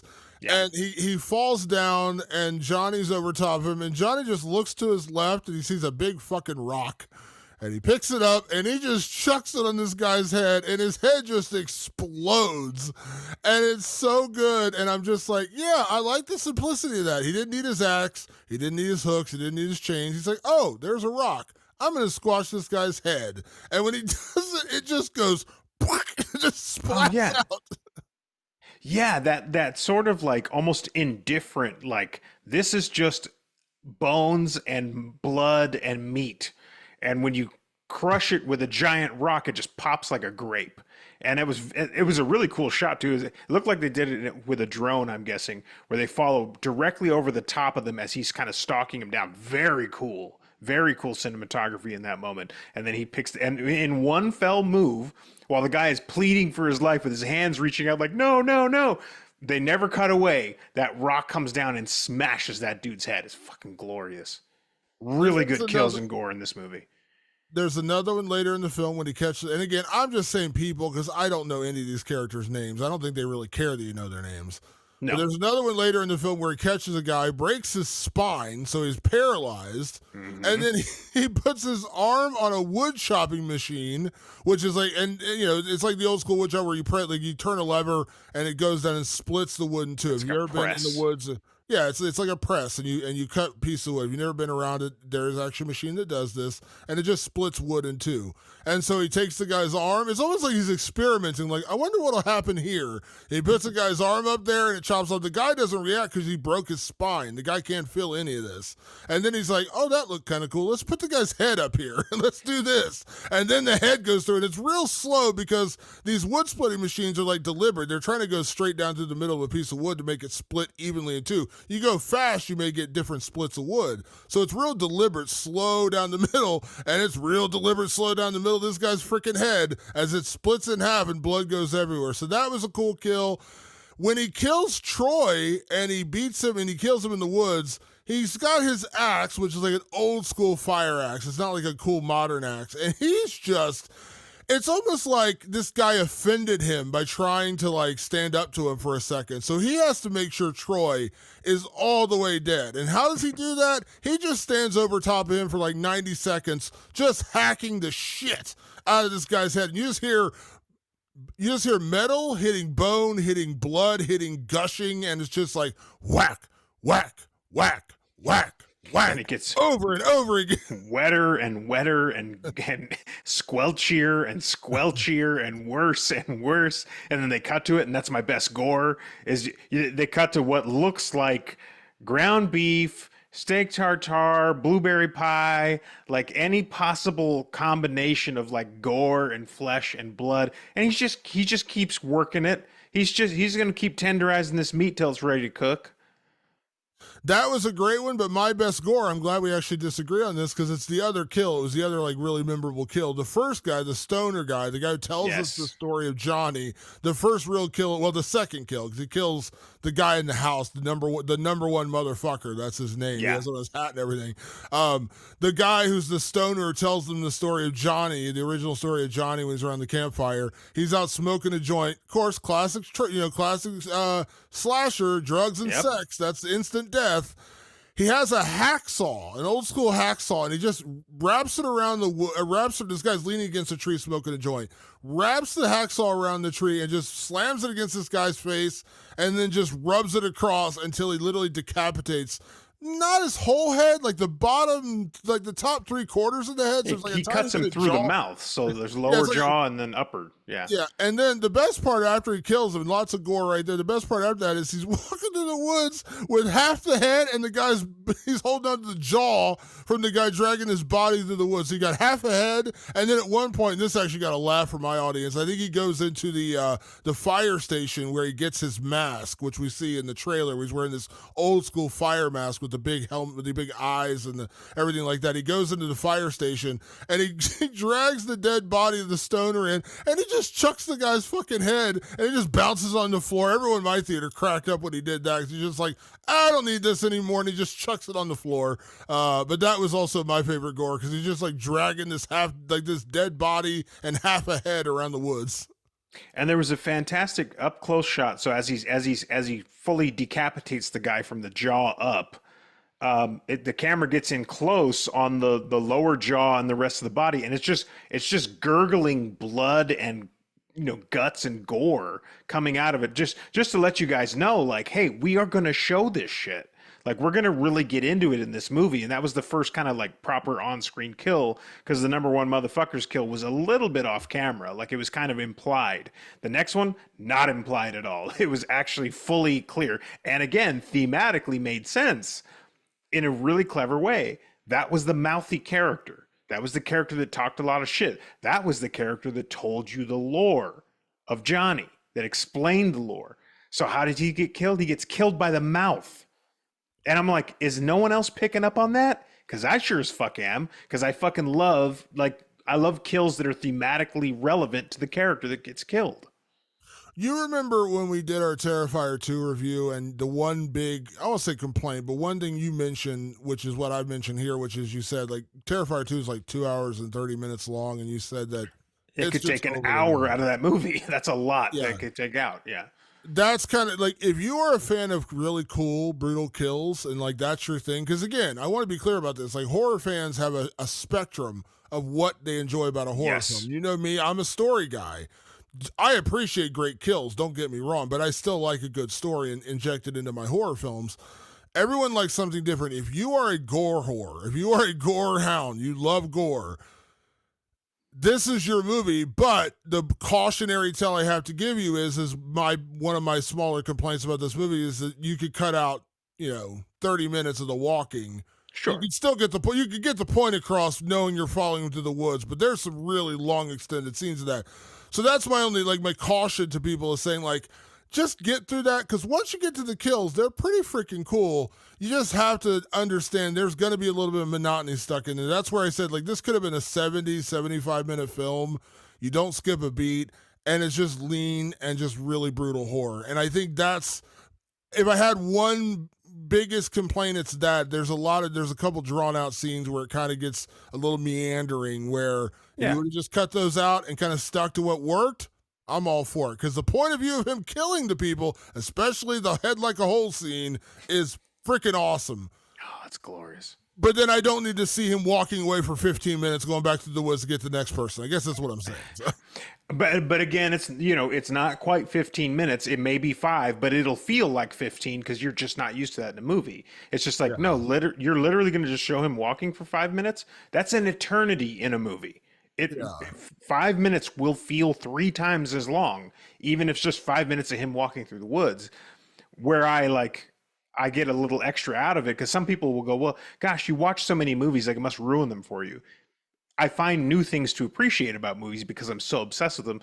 They're just beautiful shots. They're fucking glorious shots, like on Steadicam or handheld, while it's following behind him, and just the glory of the woods, the beauty of the woods, and right in the middle of all that beauty is this disgusting, murderous monolith, just carving a little glacial path through these woods, like. That's what I love about that. Not everyone's going to get that experience. A lot of people are going to go, okay, he's walking. I get it. I'm getting a whole new level of enjoyment off of it. So that's cool for me. It's not going to be cool for everybody, but that stuff was cool for me. And that's where I was kind of like, all right, I've seen enough of the walking. Like, let's get to the next thing. And again, I appreciate what he did, and I applaud the originality of it. And I actually, in a weird way, kind of applaud him sticking to his guns and be like, no, we're gonna walk for 5 full minutes here. Just me personally, I'm like, yeah, I get it. You did it. I think doing it once would have gotten the point across, and then you kind of, let's cut it down to a minute long walk, because it's weird because these woods don't feel very big when they're in the movie. You're kind of like, did it really take him that freaking long to get from one place to the other? But again, it's just, it almost feels like he was making a point by doing it, and I get Oh it. yeah, I think he was. Yeah. And for guys like me, I'm just like, yeah, give me a 70-minute version of this movie, and I think I would have liked a little bit better. But again, it's not bad by any means. It's just, that's all. That would have been my biggest change, my rewrite of The Living Dead, so to speak. Let's talk about remake, sequel, or leave it alone, Patrick. So, Patrick, when you talk about In a Violent Nature, we already kind of talked about this earlier about will they make a sequel, will they not? Because you never know with these kind of films. It is a slasher. It's a traditional slasher, but it's also an arty version of a slasher because Yes. it is totally different. So, for you, Patrick, remake, sequel, or leave it alone? Damon, let's sequelize it. And I'm going to tell you how I would sequelize this personally. So this is kind of like my rewrite of The Living Dead. First of all, we have the lore. We know how it works. So we know at the opening of the sequel, we're going to hear some voices and we're going to see that locket, and some woman is going to very innocently snap it up and go, oh my God, this is so beautiful. And then the thing is going to ensue all over again. You're going to have to do 2 things to make a sequel make sense. One, you're going to have to up the ante on the kills. Chris Nash is fully capable. Clearly, his VFX background paid dividends. Every kill in this movie is glorious. It's wonderful to look at. It got huge reactions. The only other guy that I can compare it to is Leone. What's his name? Damien Leone, yeah. Damien Leone. Yeah, like that's the only other guy who does Terrifier, by the way, who is on this level in terms of like practical gore that looks amazing on screen. So they're going to have to up the ante in the kills, and Damon, much to your probably delight, shorten the fucking movies. Now you've established what Johnny is. You can do the walks, but now you're going to have to inject something into the walks. You're going to have to inject some new elements. Put them in Manhattan. I don't know. You know what I mean? Like you are going to have to create new elements, but then you get to shorten them. So maybe at the top of the sequel, he's walking out of the woods, or he's chasing, and then maybe there's an extended sequence at the beginning where he's walking. You're like, oh shit, he's going to do it again, and then he walks into a whole new environment, and that whole new environment creates a whole new set of things. But then shorten those walks. I agree with you. We did it. We know it. We established it. Cool. For the sequels, shorten all that stuff down. I don't care if these movies are 70 minutes long. The sequels can be 70 minutes or 70 or 80 minutes. If it gives me and delivers me nasty ass kills like the ones Johnny gave us in this movie, I'm all in for as many sequels as you want to give me. Would you abide by the idea, just to throw this out there, like the beginning of the next one, because we never really get a definitive ending to this one. We Right. don't know for sure. We see the locket is missing, but we never know for sure.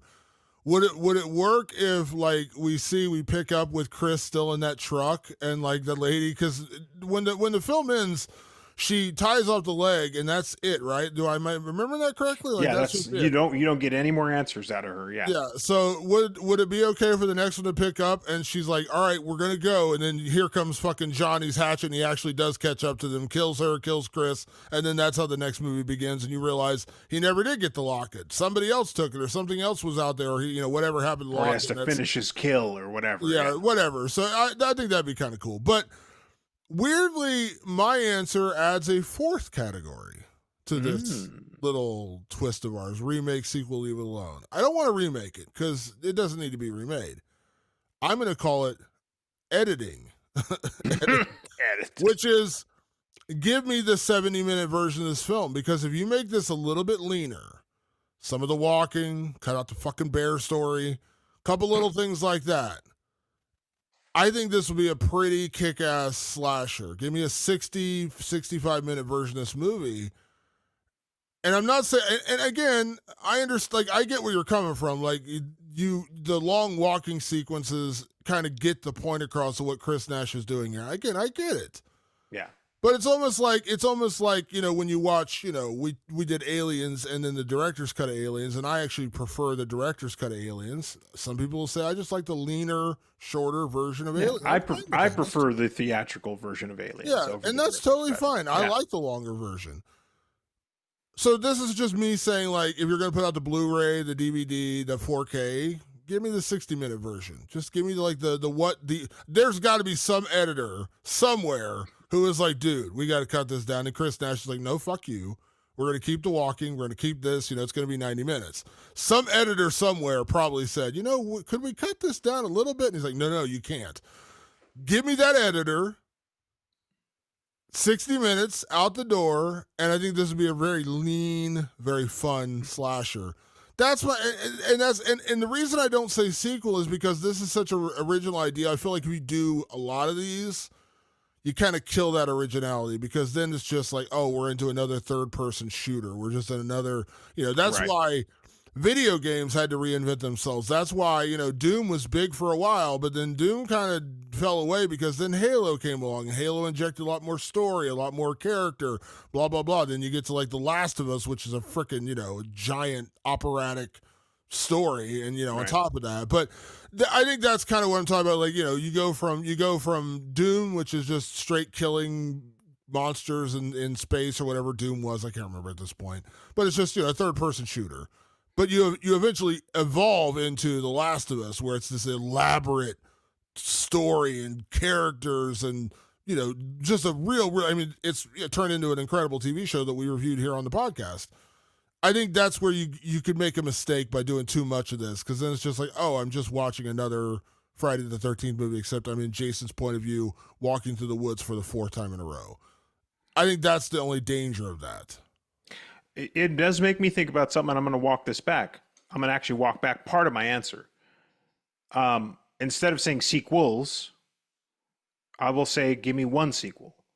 And that is the continuation of Chris's story, which let's pick it up at the hospital, where you think we're done. And no, we're not done, because he has to finish his kill. You were part of the group that took that locket. You wore that locket. You touched it. You have to die. So what if the sequel to In a Violent Nature takes place in the hospital where she's recovering and she's trying to escape, and then you have some city in the background, not a lot or something, it could be a small mountain town or something like that, but maybe just sequelize it that way. So off of what you're saying, it makes me kind of think about it like that and make these like two special little films. But because they're special, I will push back and say the 70-minute version of this film would not be this film. The point is to have this experience. Calling back to when I was talking about Zone of Interest earlier, when I started watching Zone of Interest, I actually was not enjoying myself. I was like, this is not like a fun. Not fun is the wrong word. You're not supposed to be having fun watching a Holocaust movie. It was not an enjoyable movie going experience, but I started to realize that was the point. Now, in this case, there's actually a lot to enjoy about In a Violent Nature, because when it slashes hard and it slashes good, but it does need to and want to show you the banality of those moments walking through the woods. It wants to show you the contrast of the beautiful backdrop and the ugly, nasty killer. And it wants to show you, just what it's like to see a predator stalk its prey. That's the point. So cutting a 70-minute version wouldn't be this movie. And I think any good editor would tell you that too. They go, no, actually, that's not the movie you would cut. This movie means to be that. And cutting it down to a 70-minute version is just making a highlight reel. That's all that would be. And you're going to be able to get a highlight reel because at some point someone's going to put a YouTube supercut together, or you can get the DVD or the Blu-ray of In a Violent Nature, and you can just skip to the kills. They're going to have that. That'll be available for you. But the point of this movie is to have that experience. It is to sit through the 90 minutes of it. It is there to sit through the bear story and go, what the fuck is going on right now? Like, it's the point of the movie. Is everyone going to love that? No, but it is the point of the movie.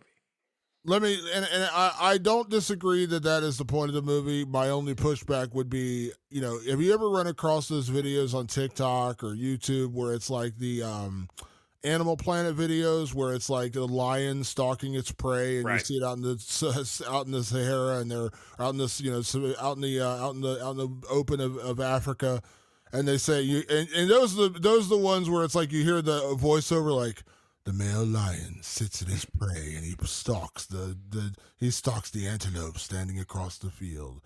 That's kind of like what this film is without the commentary, the narration. But you ever watch one of those videos and you click on it or you see it on TikTok, and I run across these randomly on TikTok, and I start watching because listen, I'm fascinated. I enjoy whatever. I start watching it and I'm like, okay, when does the animal actually pounce on the antelope? Like, when does he kill the prey? When does he go after the jackals? Whatever. And then you look at the time and you start scrolling. It's like a 9-minute video, and you're like, Jesus Christ, get to the point already. So, like, I think that's kind of where I'm getting. Like, I understand the nature of the beast, so to speak. I understand the feeling, the tension of him stalking his prey. I agree with all that. I just think you could cut some of that out and you don't really lose it, is all I'm getting at. Because there are so many long sequences of him stalking through the woods. It's like, I get it. I get what you're going for, and I understand what you're going for. Give me a 2-minute stalk through the woods versus a 4-minute. That's all I'm saying. I'm not saying you can't give it to me. Just give me a little bit less. Like I said, I'm all for the tension of watching the lion stalk his prey in the open, in the open savanna of Africa. But I don't need to see him sitting there watching the antelope for 9 minutes before he finally pounces on it. Give me the last 4 minutes. That's totally fine. Last 4 minutes is all I need. And this isn't an attention thing, by the way. This isn't me like I have a short attention span. I can't do it. I'm just saying like anything. Like I said, I joke about the Forrest Gump thing. Like, we didn't need to see Forrest Gump running across the world for the movie. We just need to see the highlights.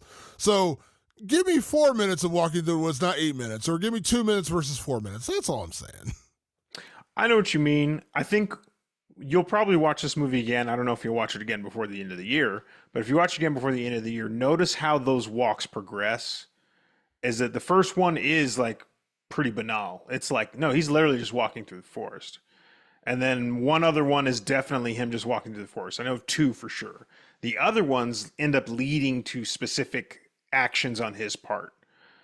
And I know what you mean. It's like, okay, yeah, but just cut out the 2 minutes before the part that matters. I know what you're saying, but it is like there's only two instances I can think of where I was like, this is literally just walking from one place to the next. And he actually chops time up during that. Like he'll be walking and the sun is in a certain position, and then he chops it, and all of a sudden the sun has set and it's like dusk, and then he chops it one more time, and now there's firelight. Like he'll do it like that because he knows he's like, okay, we literally aren't going to show him walking for 3 hours because no one wants to watch that. Like even he knows that.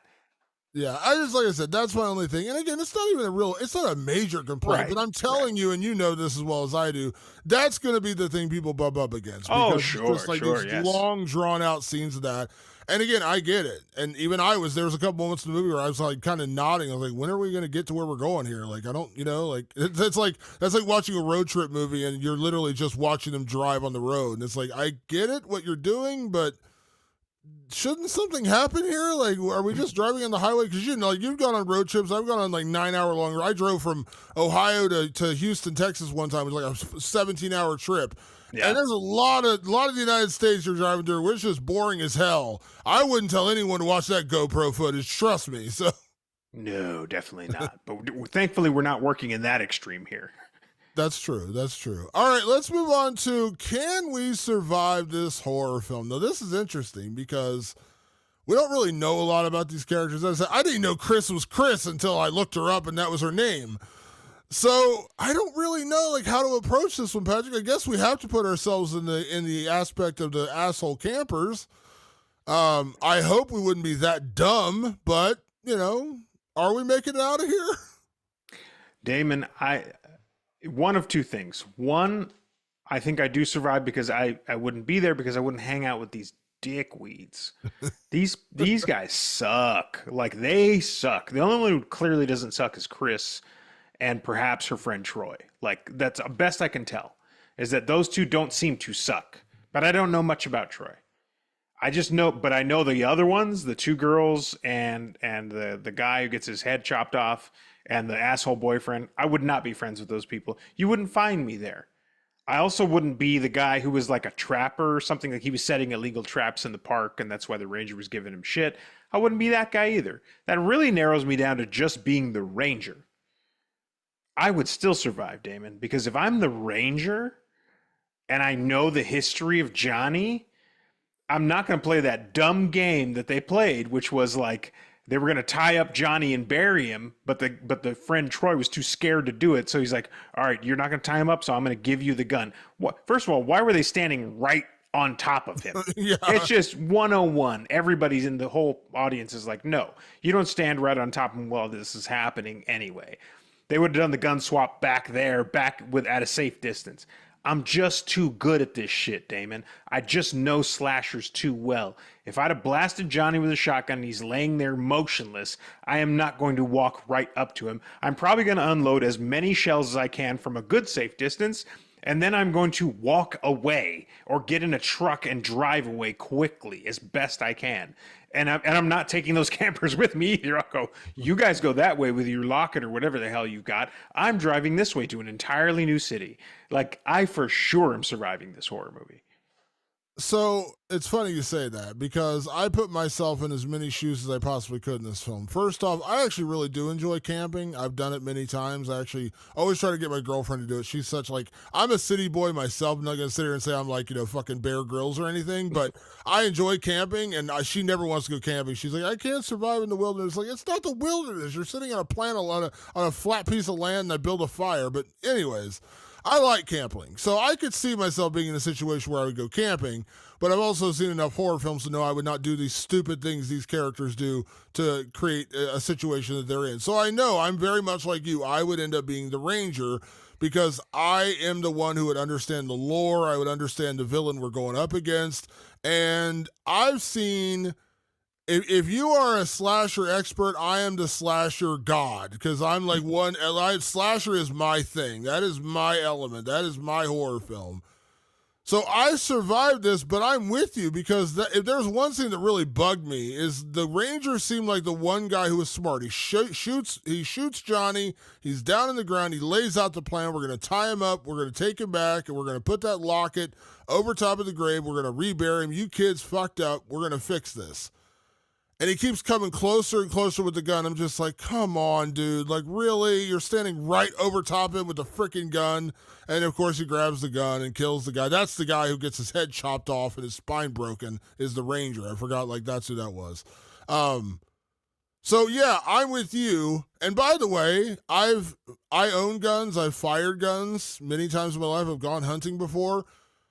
For those of you, I'm not trying to be gross here, but if you've ever fired a shotgun, like an actual shotgun, like a 12 gauge shotgun, it blows a hole in somebody big. It's not like, it's not like you get this little tiny hole in a person. It's like, it's a full, like, especially if you go like 2 shots.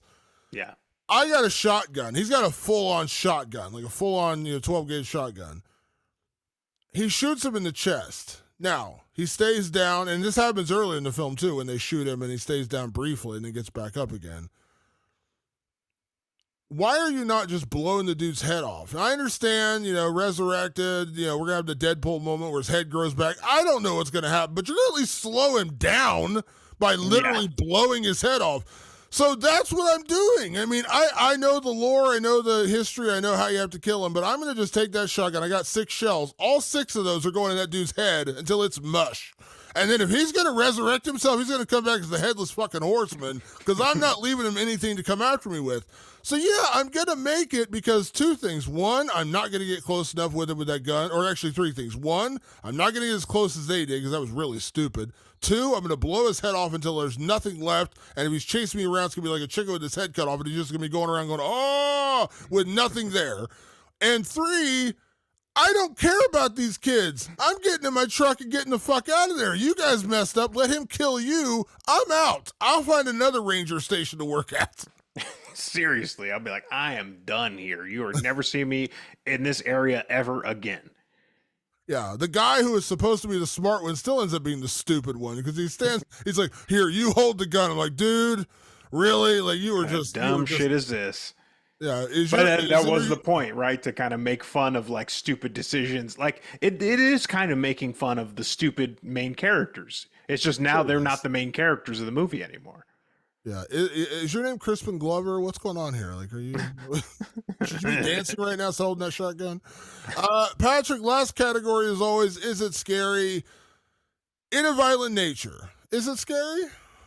Not on its face. I mean, it's gory as shit. So if you hate gore and extreme violence, it's a scary movie in your category of scary movies. This movie didn't have me shivering in my timbers.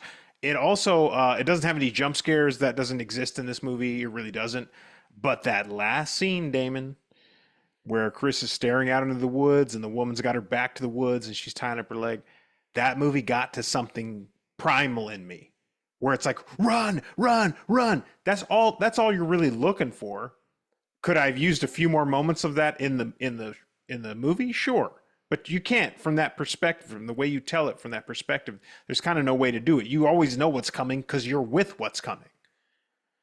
So it's gory and violent, and it's a true slasher just told from a completely different angle. So in that respect, it is scary. Just based on what you need to check the boxes off for. So I'm going to go in the opposite direction and say there's 2 things I feel like people will bump up against in this movie. One will be the walking, which I've already gone on to talk about. I won't do it again. And the other will be that it's not really scary because you diffuse the tension when you're looking from the point of view of the killer because you don't have those moments where the character turns around, the killer's there. You don't have any of the jump scares. You don't have any of the big drawn out even chase sequences really because you're always with the killer. Like how does Michael Myers catch up to the people? He walks and they fall and do stupid shit.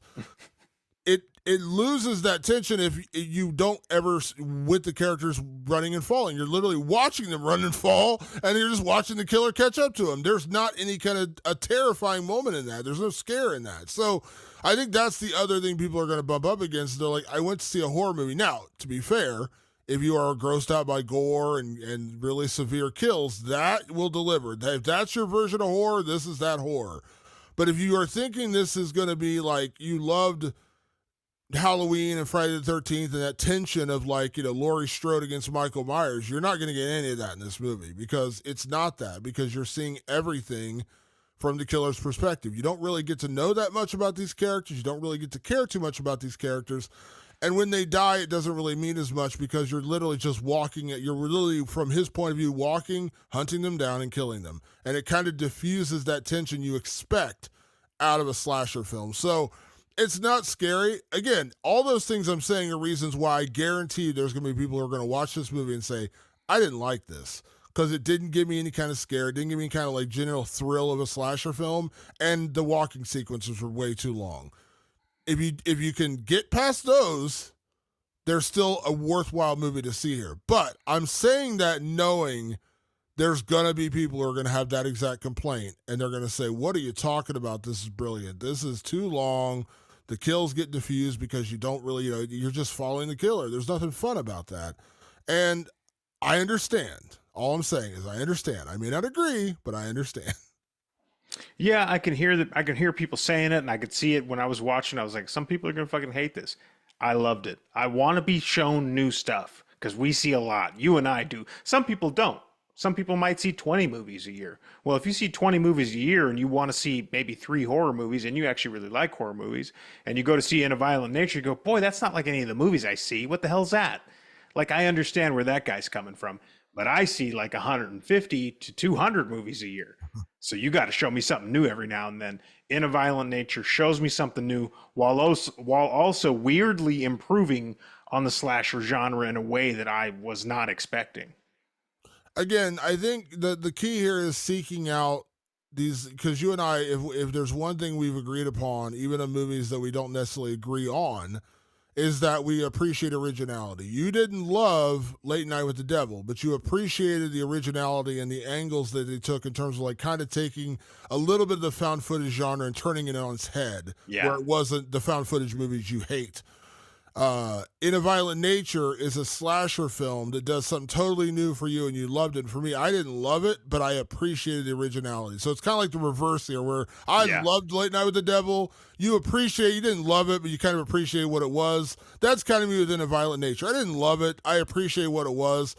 There's definitely elements I do enjoy, just like you enjoyed elements of Late Night with the Devil. But the thing that we agree on both movies is wildly original. And that's so awesome. That's what we love to see, because it's hard when you're again, it is hard. And there are a lot of bad attempts made at being original. And you're like, what are you doing here? So, again, I think this is a great example. We've now had, I'm sure there's more examples this year, but those two in particular are coming to my mind. Movie that I absolutely adored, which was Late Night with the Devil. And it sounds like that's kind of like you with In a Violent Nature. Yeah, definitely. I mean, it's something new. It's a new take on all this. It's exciting. I think people should see it in theaters. I know we beat that drum all the time. You see it with a bunch of people and watch the reactions to some of these kills, because at the end of the day, it is a slasher and it delivers on that in a big way. And it got huge reactions in my audience. You kind of lose that at home. I don't think the experience will be the same just sitting alone in your home on a Friday night watching this on Shudder. It's not going to hit the same way. It's going to hit really good when you're locked in that room with about 30 to 100 people and just going, holy shit, that was a fucking gnarly kill. You know what's going to happen? You watch this at home, and I'm just saying this is what's going to happen. You watch this at home, you're going to pull out your phone and start looking on Instagram during the walking sequences. Guarantee you, because you're going to get a little bored and you're going to say, oh, let me just get on my phone. You can't do it in that theater. Even me, even when I was like, that's probably why I was like, this feels like 10 minutes, because I was just focused on the screen. That's all I could focus on. But I'm telling you, go see this in the theater, because it's worth it for that experience of just something wholly original and different, especially for a slasher. And as you know, I'm the slasher guy. I love slasher films. So even though I didn't love this film, I would tell you, please go see this in the theater if you can, because it is an experience worth having. Now, before we get out of here, Patrick, I got to say, we've got a string of movies. It is getting to summer 2024. We've got next week, we got The Watchers coming out, which is M. Night Shyamalan's daughter's debut movie with a really good cast. It's got a great cast in it. I saw the latest trailer, which I hate. I don't like seeing that many trailers, but I saw it. Then we got A Quiet Place Part 1 coming up at the end of the month. I think there's something else maybe sandwiched in there, but I know A Quiet Place Part 1 opens at the end of June. Then we go back to back in July with Maxine, which may be one of the most anticipated horror films of the year. It's the third part of the X trilogy with Ty West. And then the very following next week is Longlegs with Nicolas Cage and Micah Monroe, which may be our shared most anticipated film of 2024. Not only because we don't really still know much about it, but it's Micah Monroe and Nicolas Cage. Yeah. I'm all, and Osgood Perkins, by the way, who's the director, who I really like his film. So, dude, this next month and a half is going to be awesome. I mean, it's a deluge, Damon. I mean, we honestly haven't gotten to a quarter of the new horror movies that have come out this year. We really haven't. We've just been sticking to the biggest ones that we can think of. There's tons of stuff. This is a good year for horror. Lots and lots to choose from. Absolutely. All right, folks, we appreciate everyone tuning in. As always, make sure you check us out on all your favorite podcast platforms, Apple Podcasts, Spotify, and, of course, over on our YouTube channel. Just search Rewind of the Living Dead. I promised you a new avenue where you could check out the podcast, and I will make that announcement now. I'll throw it out on Instagram and other places next week. But we have finally launched our own website, rewindofthelivingdead.com. It is out there. Now, of course, you'll find our podcast over there, very similar to what you would see there. You'll actually find the video and the audio embedded. You'll also find the links to where you can find our podcast across all the different platforms, all the way to iHeartRadio, Google, everything that's out there. You can find our Amazon Music. Google's gone, by the way. Google no longer has a podcast service. Amazon Music, everything you have out there, you'll find on our links there. But I'm also now covering more horror news. So you'll find trailers, you'll find news stories, you'll find interviews, you'll find articles from our podcast. Rewindofthelivingdead.com. It is real. It is finally open. Go there and check it out. It's still very much in its infancy stages, but there are stories up there. We covered the Mike Flanagan news. He's going to be directing an Exorcist film, which, holy shit, that's amazing. So go check out rewindoflivingdead.com. And as always, if you have questions, comments, movies you'd like us to review, you can now leave comments on those stories. But you can also send us emails at rotlivingdead@gmail.com. That's rotlivingdead@gmail.com. And you can still find us on all of our social media channels. Just search Rewind of the Living Dead on Twitter /X, Instagram, and Facebook. We get a lot of messages from you guys. I answered a couple, 3 on Instagram today. Love hearing from you guys. So please send us all the messages. We'd love hearing from you. And please tell us your thoughts on anything. Did you see In a Violent Nature? I'd love to hear what other people had to say about this one. And you can also find us on our own personal social media channels. I am at Damon Martin, and you are? At Director Patrick. And as always, we want to say a big thank you to everyone that tunes in each and every week to the show. We will be back next week with another edition of Rewind of the Living Dead. Thanks for tuning in. We'll see you then. Peace.